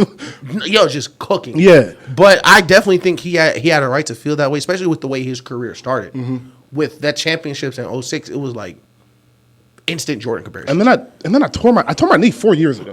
Like my knee was torn in half. Right. And then I came back and won a championship 4 years later at the highest level possible. Yeah. On my rookie deal. With Kobe in the league, Shaq in the league, T-Mac in the league, Tim in the league, Bron in the league. Like so I agree with you. Dirk. Bruh. KG. Yeah, listen, there was some niggas in the league, bro. So yeah, that's kind of exactly what I said when I heard it. I was like, first off, you should absolutely feel the way. Yeah. No reason you shouldn't feel that way about yourself. But just looking at the optics, it's like, all right, well, you don't get LeBron, and LeBron go to what? Chicago, or he goes to New York. Yeah, that's the thing, because LeBron not staying. Yeah, he wasn't staying. So it's just like, it's just so many moving parts of what really happens. But it's a great thought because the way D was in his prime is just like he never got the chance to really advance his game because he was always rehabbing in the offseason or barely being able to work out. And I think one thing that is very underrated about jumpers is your knees going out will fuck your jumper up forever. So you saw that with Westbrook. Yes, perfect example. Yep. You'll never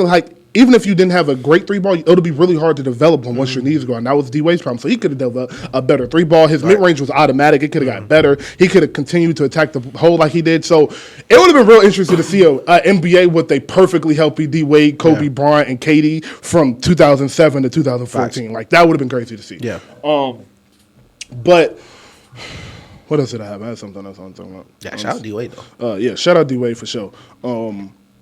We'll do all our rankings and stuff next show. Music. Music-wise, I do want to give a shout-out to Moneybagg YO. I told you I was going to come back here and talk about this. Always shout out Moneybagg YO. Shout out Moneybagg YO for multiple reasons, mainly something I'm not going to mention because I want to get killed. But shout out to Moneybagg YO. And I did give a thorough listen to his album after I left. And it is a mixtape, I think. Right. Which I'm not going to call it that because it's 21 original songs. That is an album. I don't care what y'all are saying these days. That's an album. So Top 21 songs is crazy. Yeah, like calling 21 songs, original songs, a mixtape. What are you talking about? You are not us. You're not the mob. Nah, that's funny. But the Very High Highs is a Moneybagg Yo project, and if you're Moneybagg Yo fans, you probably will like this project a lot. I enjoy this project. I'm a Moneybagg Yo fan, so it's rappers I go to for certain moments. So I have a Dirk Gate and Moneybagg Yo bag that I get into when I'm working out, or I'm just feeling motivated or something throughout the house. Then I go to my niggas, like the guys, right. And then I have my R&B soft music bag. But when I'm in this bag, like, it's perfect music. It's some super high highs. Ocean Spray is probably my favorite song on there right now. But he is rapping, and I would say it's really, for a trap artist, it's as vulnerable as the trap music you're going to get. He's really talking about how, like, life is hard for him. Life is hard for him. Okay. He's going through, how he's going through a lot. He got to hide a lot of pain. And it's funny because I was a little hard on him when I first heard it. I was like, bro, you just saying you in pain. Like, I'm in pain, and you know pain, right? So I'm in pain. They don't see it. They don't see it. Blah, blah, blah. All of that. And I'm like, damn, like, he don't know how to express that. Literally. So, like, the only way he really knows how to say it is just to say, I'm in pain through music. Facts. And I don't really know how to word it any differently other than I'm hurting on the inside, or I'm hurting. And like, he's explaining why, like, how he's lost friends, his relationship with his mother, his baby mama, his kids' relationship, everything is affecting him. And he did an interview with Angie Martinez I haven't got to listen to, but I heard a little snippet of it. And he talks about how he has to, there are moments throughout the day where he's out, he may be out with his friends, he may be in the studio, where he'll just have to go leave the room, go to the bathroom, cry for 5 minutes, and just come back in the room like nothing happened. Yeah. And that's like, damn, like, that's depressed. That's like, you're depressed, like, you are really hurting. And I went back and listened to some more songs after that, and I was like, like, I see what you were trying to say and why it came out so, like, raw. That's perfect. That's the perfect way to explain it. It came out so raw, like obviously you ain't talking to no therapist, but obviously something is wrong with you, and you're identifying that. So I wanna shout out Moneybagg Yo for a really good project. We haven't gotten a lot of rap projects this year, so this is definitely one of the 3 or 4 best projects I've heard this year. If you have a chance, go listen to it. I didn't love the features on it, other than, Dirk and Future on there. So, but the other people are his artists, so I don't know how much I'm really supposed to like those. But it's a lot of good songs on here. Music is shifting, though. It's really funny because the longest song on here is 3 minutes and 36 seconds. That's crazy. There's no 4-minute song. That is crazy. There's no 4-minute song. There's no third verse on the album. No third verse on the album. The shortest song on here is his. He has the interlude of his homeboy rapping over gel phones. I'm not gonna count that. Yeah. But it's 2 minutes. That's the shortest song. That's crazy. Longest song is 3 minutes and 36 seconds. So that's funny how music is shifting. No, that's super crazy. But I do fuck with Moneybagg as a rapper. I think Moneybagg's a little underrated. I do too. Just getting on the beat and getting to it for real.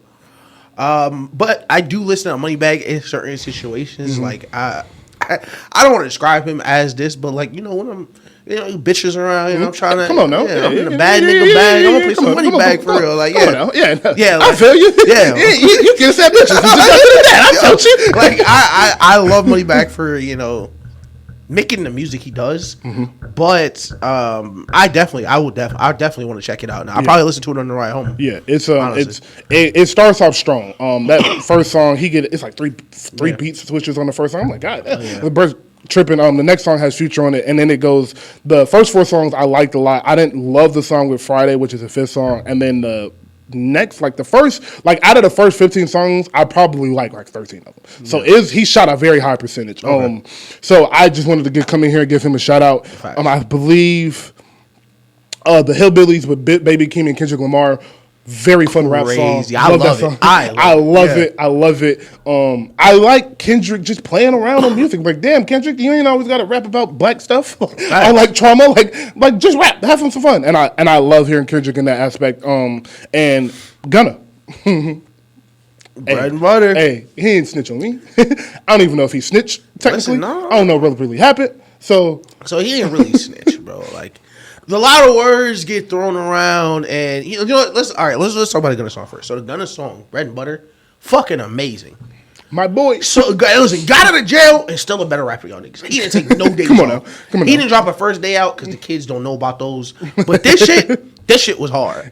Bread and Butter's been in my constant rotation. Yeah, every day since it dropped off. But I think I want to address, because I know you saw the video of them niggas in Atlanta when the Gunna song came on, and I want to just pose this question, to y'all niggas. I listen to people who kill people. How is that better than what Gunna did? Because we listen to murderers on records. That's some of our favorite songs. Niggas get on there telling you about their murders. But Gunna getting out of jail is bad enough for us to be like, yeah, no. Like I said it we said it on here the minute it happened. Like Gunna's in a no-win situation. Because if you get out, no matter how you get out, he's like, oh yeah, he talked. Because who took a deal? One of the YSL Umfunk, Thug Blood Brother. Yeah, took a deal 2 weeks ago. They didn't call the media there for that one. There was no interviews of them reading the deal. There was no media coverage around it. And people were like, well, Gunna's a superstar. No. The difference is they wanted the media attention on Gunna. They wanted y'all to turn on this nigga. That is why they did it. So I love that he still came out and making music. And I love how he came out on that song. Me too. First, he was like, yo, all y'all niggas talking can get it for real. Any nigga saying something can see about it for real. Like, who really talking about it? And he's like, yo, you still talking with a nigga that got your partner whacked? Like, come on now. I mean, and you hanging with a snitch. Yo, where's the line? Like, I ain't get your homie killed. Like, my fault. He's like, bro, I only know you because of music, bro. Like, I don't really know y'all niggas. But I love the attitude on it. You know, I'm only gonna say this shit once too. I love that. I ain't with all the talk. I'm gonna say this shit one time. Next nigga to talk on me, and I hope he stand on it. Next nigga to talk about Hunter, I hope they get a verse. Yes. Because quiet is kept. It's not a lot of niggas in shape to see Gunna right now. No. And I need niggas to consider that when they talking. Gunna is one of the best artists we have right now. Bruh. I would say a top 7 rapper pretty easily right now. And I would say if we take the Drake stuff out, it's like they have solidified themselves. We just start the guys that haven't started. Yeah. Like, he has a very, very strong case for number 1. Very strong. Like, niggas used to do the baby Gunna arguments. I told Chris this the other day. It's a lot closer than I thought it was. Yo. Like, in hindsight, that gap is way closer than I thought it was. You asked me that question in 2020. Shut the fuck up. Facts. Yeah. Right now, it's like, shit, I might be leaning towards Gunna. Bro, y'all heard DS Forever? Bro, like, have you heard that album? Have you heard the features Gunna has that? Like, shout out to Gunna. Gunna's one of my favorite rappers because, you know, that's another bag. Like, I get my Atlanta bag. That's the Atlanta bag. 21, like, Thug. That's probably the bag I'm in most right now is that bag, obviously. But look at my shirt and us and where we are.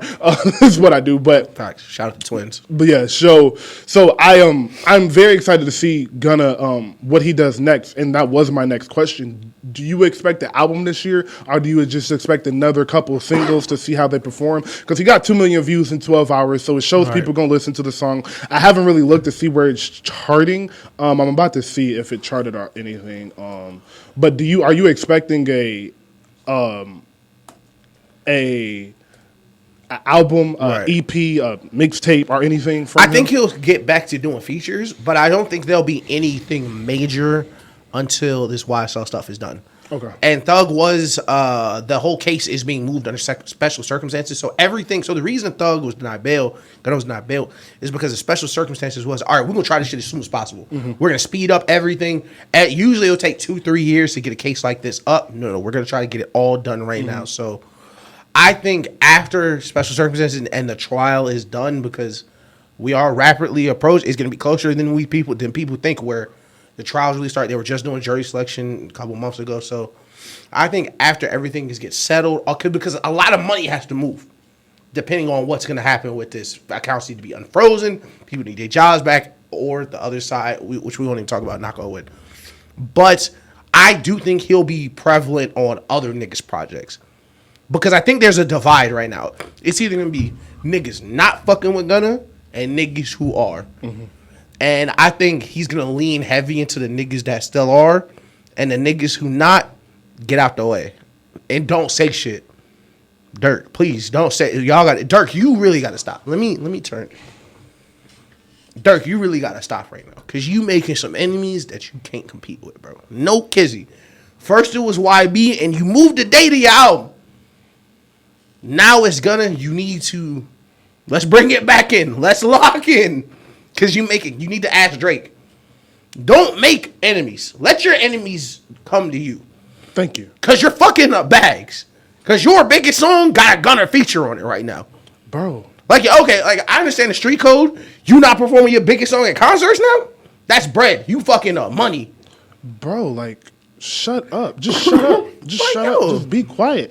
And like, I think it's just real simple to say. Like, you got music with songs you was in pictures with, bro. Like, just leave it alone. Like, let it drop. Don't go talk to academics. Like, and he didn't say too much, but I hate rats and I hate, and you know how I feel about, like, just be quiet. Yeah, and he was performing what happened to Virgil. And he did the rat shit, bro. Like, yo. You don't have to do that. Like, you just bro. don't have to. Just stop bringing, like, unnecessary enemies and unnecessary negative attention towards you because, like you said, you fucking up the bag because not only is, like, it's not just, like, your fans going to be like, oh, he's not performing his best song. Like, I may not go to the concert. It's like, oh, this corporate brand that might have wanted to sponsor you. You in the interview talking about how you gonna do so and so, and you hate so and so, and it's like, oh, he's still caught up in this, and that's why you see people let music be the music. But if you go look at the rap, have you heard a Lil Wayne song ever? Like, do you see the stuff he be talking about? Yeah. But look how he carries himself when he's in the media. Right. He's never, ever anywhere. He's never anywhere. And if you see him anywhere, it's at a basketball game or at an interview where he's behaving himself. Like, and he don't talk. He don't say nothing crazy. You see, when he, you ain't seen Lil Wayne on a nighttime interview or a news time interview since that shit he said about the black people. He was like, all right, yep, nope, none of that. I don't need to do that. That was hilarious. You see Drake. You don't see Drake nowhere. You don't see Drake nowhere. These rappers and Drake, not a street nigga, but same thing. And you see your homeboy, Lil Baby. Lil Baby was everywhere. The videos everywhere, in the hood, and the trap, money everywhere, guns everywhere. Background of niggas, videos and shit. My turn drop. Yep. That nigga said, out of there. Yeah, I'm going. He was at brunches with Rick Rubin, at the Rock Nation brunch, hanging out with James Harden. Like James Harden running around in bad places. Maybe. I was just playing. No, James Harden where the bitches at. Yeah. So James Harden made $600 million last decade. Wherever James Harden at is very cushy. AC on, there's some drinks going. Like, oh God, James Harden not trying to fuck up his good time for nobody. Nobody. Right? So, not even the championship. So just stay like, and like I'm the. Like, I know, like, we don't know everything, and of course not. But, like, I just, for your sake, like, is what we're saying. Not like, oh, you some lame-ass nigga because you're talking. No. Like, for your sake, I just want you to make as much money as possible. Literally, bro. I know Dirk is feeding 100 niggas. I know he is. So it's like, you want all the money you coming in, so don't fuck up no bag because you talking over some shit that don't even need to be talked about. Bro, like, yo, what happened to Virgil is an amazing song. And, by the way, Bread and Butter's charted at 48, so yeah, Gunna be fine. Yeah, he'll be fine. He'll be fine. Gunna ain't snitch on me. Gunna ain't snitch on nobody. Gunna didn't snitch on anybody. He just said, yeah, that wasn't mine. Bro, what was crazy was how the narrative changed from, oh my God, why did they lock Gunna up? He didn't even do anything. And then the indictments came out. I was like, oh my God, he didn't really do anything. What did it? And then he get out. I was like, oh yeah, that nigga was in there singing. He didn't do anything. What do you mean? Like, niggas like, he admitted it's a gang. Okay. The Bloods exist. Like, he didn't break any new ground on what niggas think. Like, he didn't break any. Like, it would be like if Snoop Dogg got arrested and got out. I was like, do you think Bloods exist? Yes, they do. So look. Yeah. Lastly, because I don't like sticking on stuff like this too much, but like it does need to be spoken about. How do I say this without sound? All right. I know what the street code is. And I know if you are in that life, you are accustomed to that life. Mm-hmm. I got homeboys all over that sell all types of shit. Right. And if Lil so-and-so that sell for him get caught up, you better not snitch on so-and-so who gave you that product. Mm-hmm. Because, my nigga, you knew what you was getting into when you stepped in that. Right. That's 1,000,000% fact. You stick to that code. If you listen to Gunna's music... Gunna rap about fly nigga shit. Gunna not even a street nigga. Gunna rap about fly nigga shit. Bro. Gunna was a stylist. Gunna wanted to be a stylist, wanted to dress nice and all of that shit. Gunna was in the clothes. So it's like you are expecting this young black man, this 28-year-old black man. Yeah. Again, you black people do everything for black people. I love Dr. Umar. All of you people that are in the club telling yourself, yeah, we gonna stand still while this nigga song going because it make me feel cool about myself. Yeah. This 28-year-old black male, you were saying he should have sat in jail for another full year, went to trial, and potentially went to jail for multiple years of his life, taking money out of his pockets, hurting his kids, hurting his friends' kids, hurting his mother, his father, and every other family member and friend around him. You're telling him he should have sacrificed all of them for what? For what? I'm glad you said that. For what? You know what? I ain't gonna lie. I've been thinking about this for a little bit. This is a good question. This is a good thing to ask you.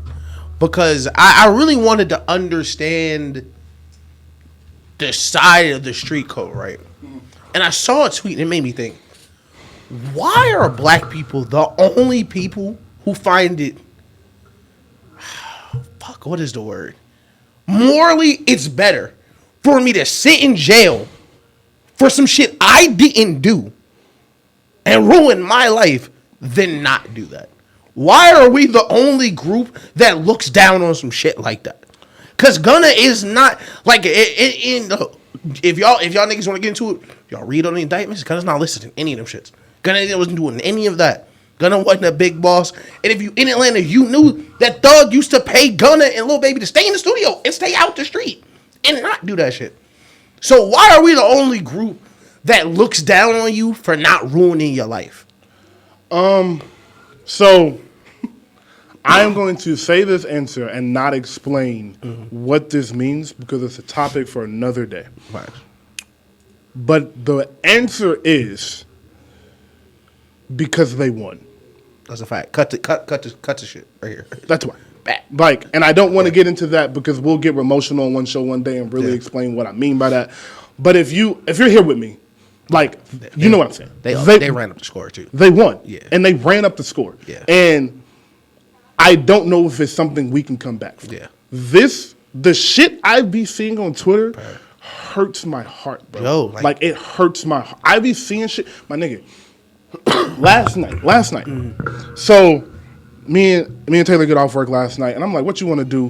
What you trying to do?" Like, because it's the summer, so we be trying to get outside, just in the sun. You know, we talk about being in the sun and all that. So I was like, "You want to go to the park? You want to go to Atlantic Station? What you trying to do?" We was like, "Let's go to Piedmont Park." I was like, "That's a bet. I want to go watch them play basketball to see how they runs are, to see if I want to start coming over here and shit." We get in the car to go to Piedmont Park, and I'm like, "Hey, bro, I don't really feel like driving over there. You just want to go run in the Atlantic Station, go shopping for a little bit?" She was like, "Yeah, that's cool." So we go to Atlantic Station, come home. Her mom called her today and say, "You know somebody got shot in Piedmont Park?" I was gonna say there was a shooting. Yeah, at the basketball court. I don't know if you saw that. I literally saw that on the way here. The little nigga. Yep. It was a basketball argument.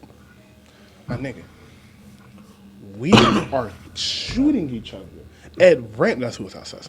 But we are shooting each other at random. Yeah. Over basketball arguments. Yeah. Because our egos are so fragile and our egos are so small and we think so little of ourselves that the only way we can feel big is if we take somebody's life or we make somebody feel threatened. And they won, bro. Like this culture that we have, and Joe Budden says this, and he's like, stop defining this shit as culture. Like, stop. This is not culture. This is not a culture, bro. This is bad. I know you saw this, but of course, there's always a bunch of dumb, stupid shit on Twitter all the time.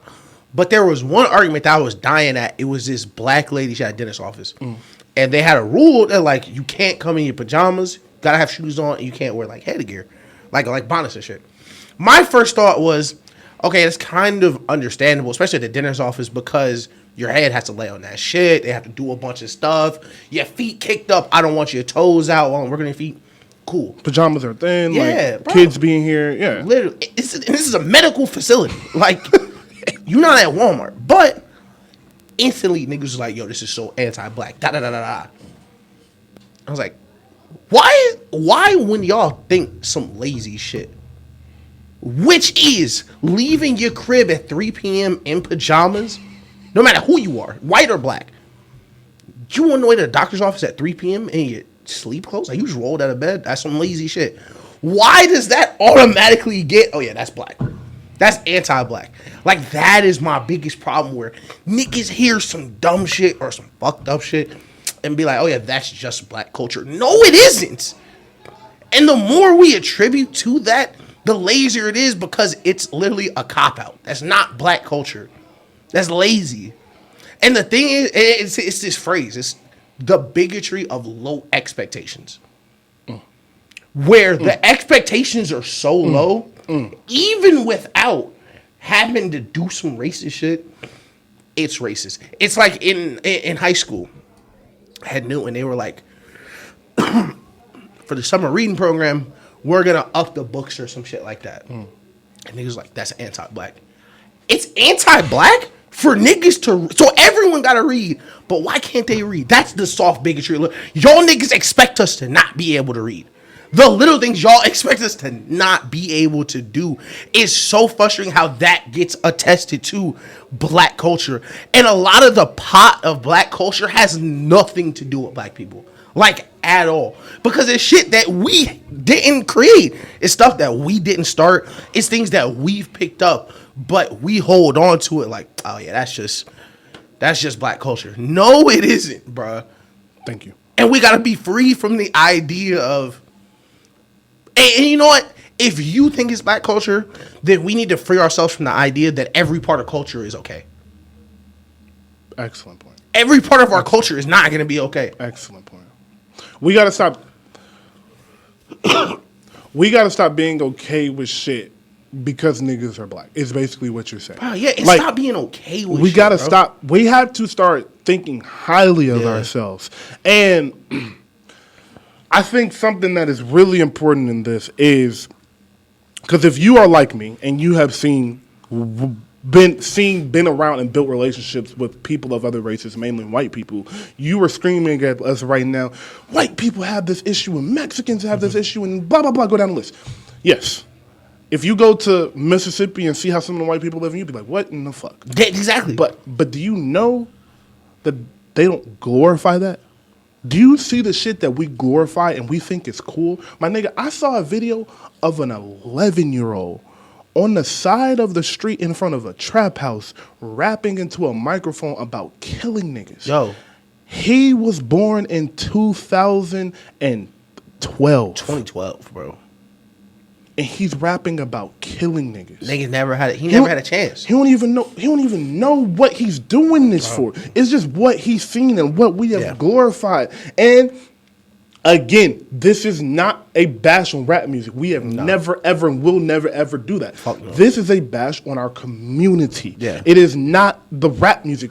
NBA YoungBoy got to talk about that because he got to get out of that. We don't got to explain that. We've explained that a million times. T.I. does an excellent job of explaining why trap music is what it is and why it should be allowed. Hove does the same thing. Meek does it well as well. But our community, our grandmothers, our aunties, our brothers, our dads, our mothers, we have to be better as a community and stop letting this shit go and just be okay. And like you pretty much said, stop assuming, oh, that's some nigga shit. That's some black shit. Yeah. The saying boys will be boys. Facts. Niggas will be niggas. We got to stop letting that shit go, I had an argument with just my homie that followed me. Like, he's one of the people like I will have conversations with.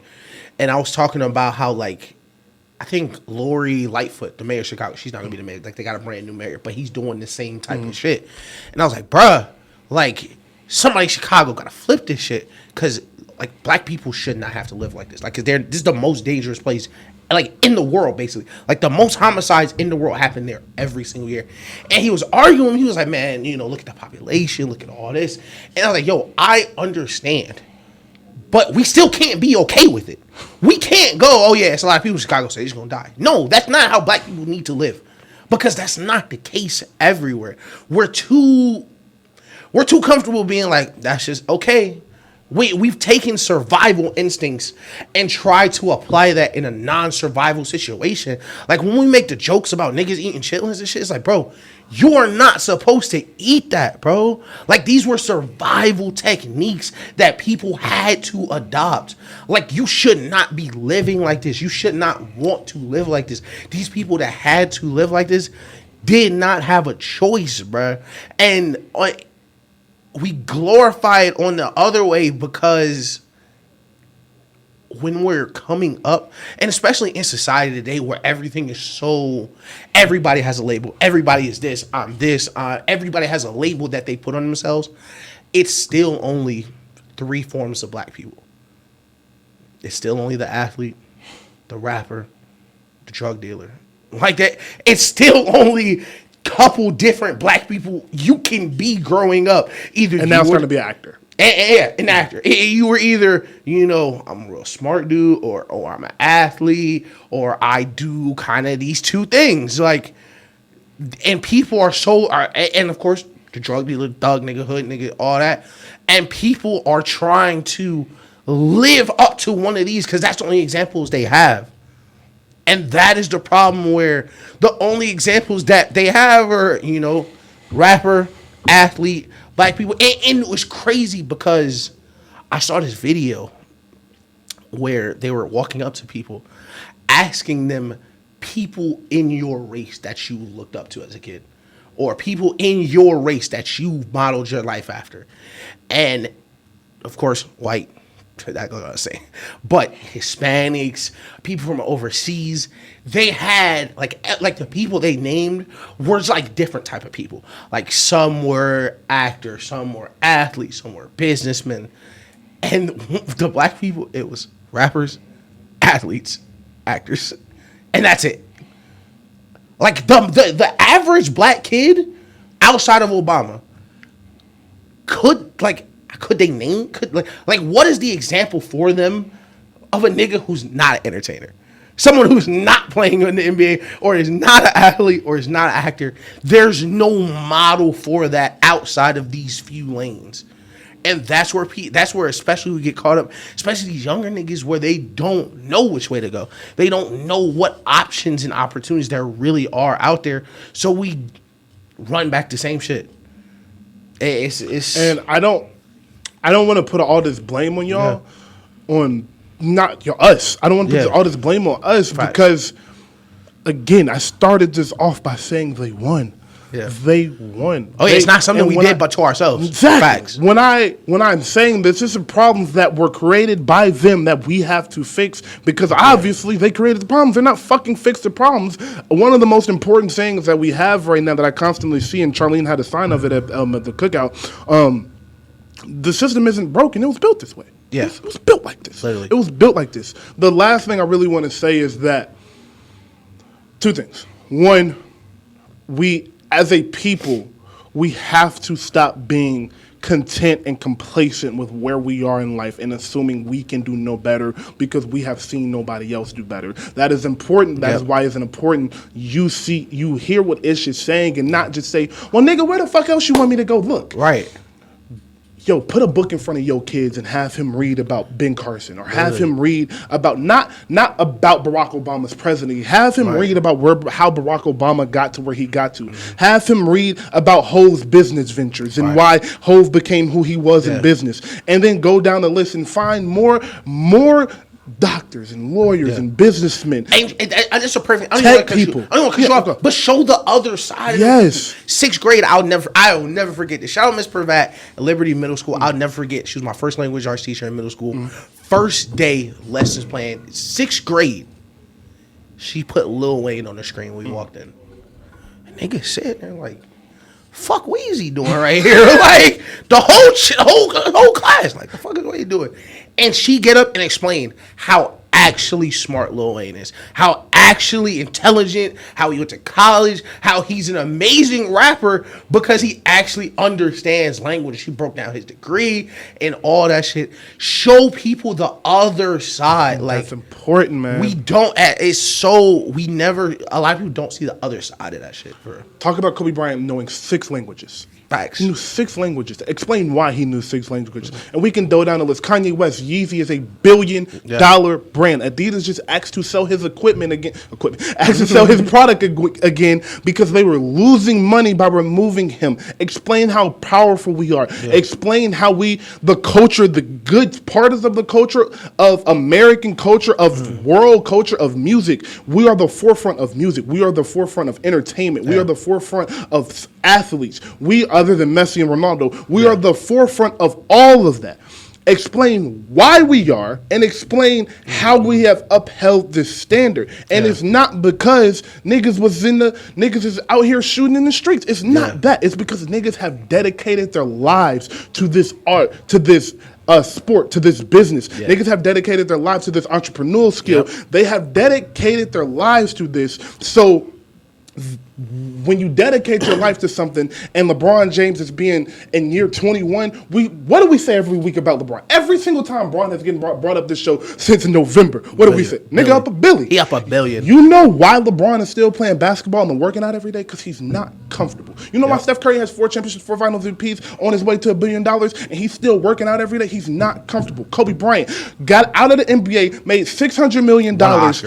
Won an Oscar because he wasn't comfortable. We have to stop being comfortable with these situations we have placed in. And the last thing to kind of wrap it up is we have to get our hope back. The reason we have become comfortable is because we have lost hope. So we get to these points of, I make $45,000. This is really all I think I can get to. We make $60,000. This is really all I think I can get to. My mama make $20 an hour. Fuck it. That's all we can get to. I got a good job. I can buy some gas. I can go out some hoes. I'm cool. No, bruh. Stop.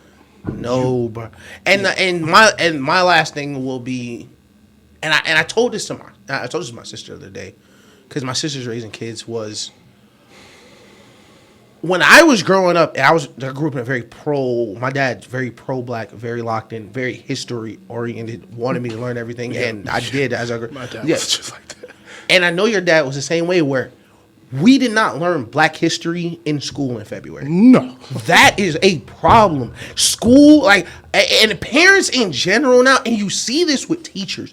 And I would say the word I'll say was problematic, but I wasn't a bad kid. I never got in crazy trouble. But did you see these teachers now going through such hell? Because parents, bro, teachers are there to help teach your kid, bro.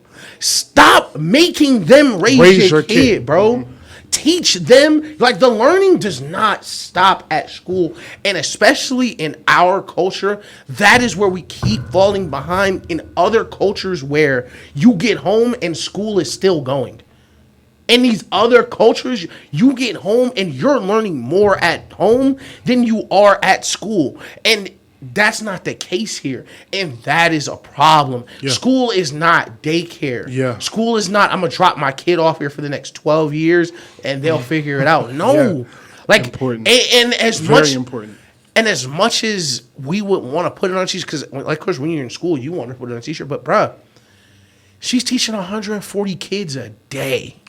Come on, man. A day, bro. She 140 niggas a day. 180 days out the year. And some teachers can do it, but even the best of teachers can't do it 180 days.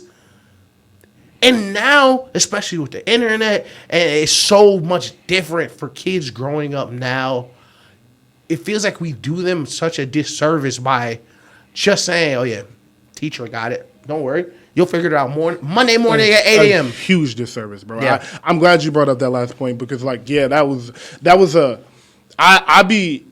a lot of credit to my parents for raising me the way they do, and I think we spoke about this on the show. And that's one of the things I value most about my dad was he made me read, he made me research. My dad. This was a punishment one day. My dad was like, "Just go read about a country history. I don't give a fuck what it is." He was mad at me. He said, "He was like, go read about China." Just read about the history of China. And I just went to a website with the history of China and just read about how they started, how the wars they went through, and it was just knowledge like that. That's not always do I remember that article I read when I was 11 years old? Fuck no. Nope. But do you know what it taught me? Yeah. Reading comprehension. Because he made me go read about it and then explain to him what I read. Reading comprehension. It taught me, can go find information on our own about things that I would have that shit I read in that article. I would have never learned in school in my entire life. But it taught me those things. Right. Black history, like you said, I didn't learn nothing in Black history in school. I went to private white school for 4 years. So of course I didn't learn no Black history. But my dad made sure I had Black history books. I read autobiographies. I watched movies. He made sure these things were instilled in me because it was important for him. He knew that the behaviors that are going to teach me to survive in the world, you're not going to learn in school. You're going to learn how to learn in school. You're going to learn how to think, how to apply knowledge in school. You're not going to learn everyday habits in school. That's why when you ask the question, the 19-year-old question or the 17-year-old high school question, why don't you teach me how to do taxes? Why don't you teach me how to buy a house? My nigga, because you're 17 and you're probably not going to buy a house until 30. Right. Your parents are supposed to teach you that. The people around you are supposed to teach you those things. We're teaching you basic knowledge that you will need to apply and things that will further your brain what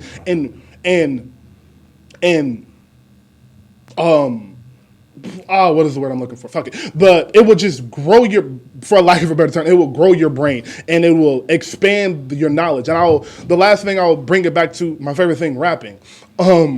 So if you don't know, I be rapping and I write raps every week. That is just something I do. And I've noticed since I have done it, I have gotten better on this show speaking. Yep. I have gotten better at rapping because I have pushed my brain to pull words and rhyme schemes that I didn't know I had in me. And it is just teaching me how to expand my this talent that I think I may have. It's teaching me how to expand my brain and my language, my vocabulary. It's teaching me all of those things, and you can make that fun for your child. If your child likes to rap, go make him read a history book and write a rap about it. Literally. Simple as that. Your child likes to play sports.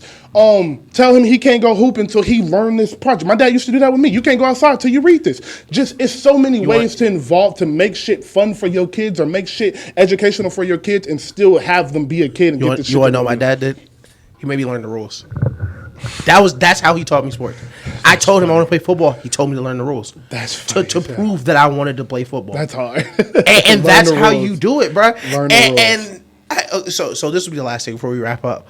But you remember watching Roots the first time? Yes. You remember how crazy?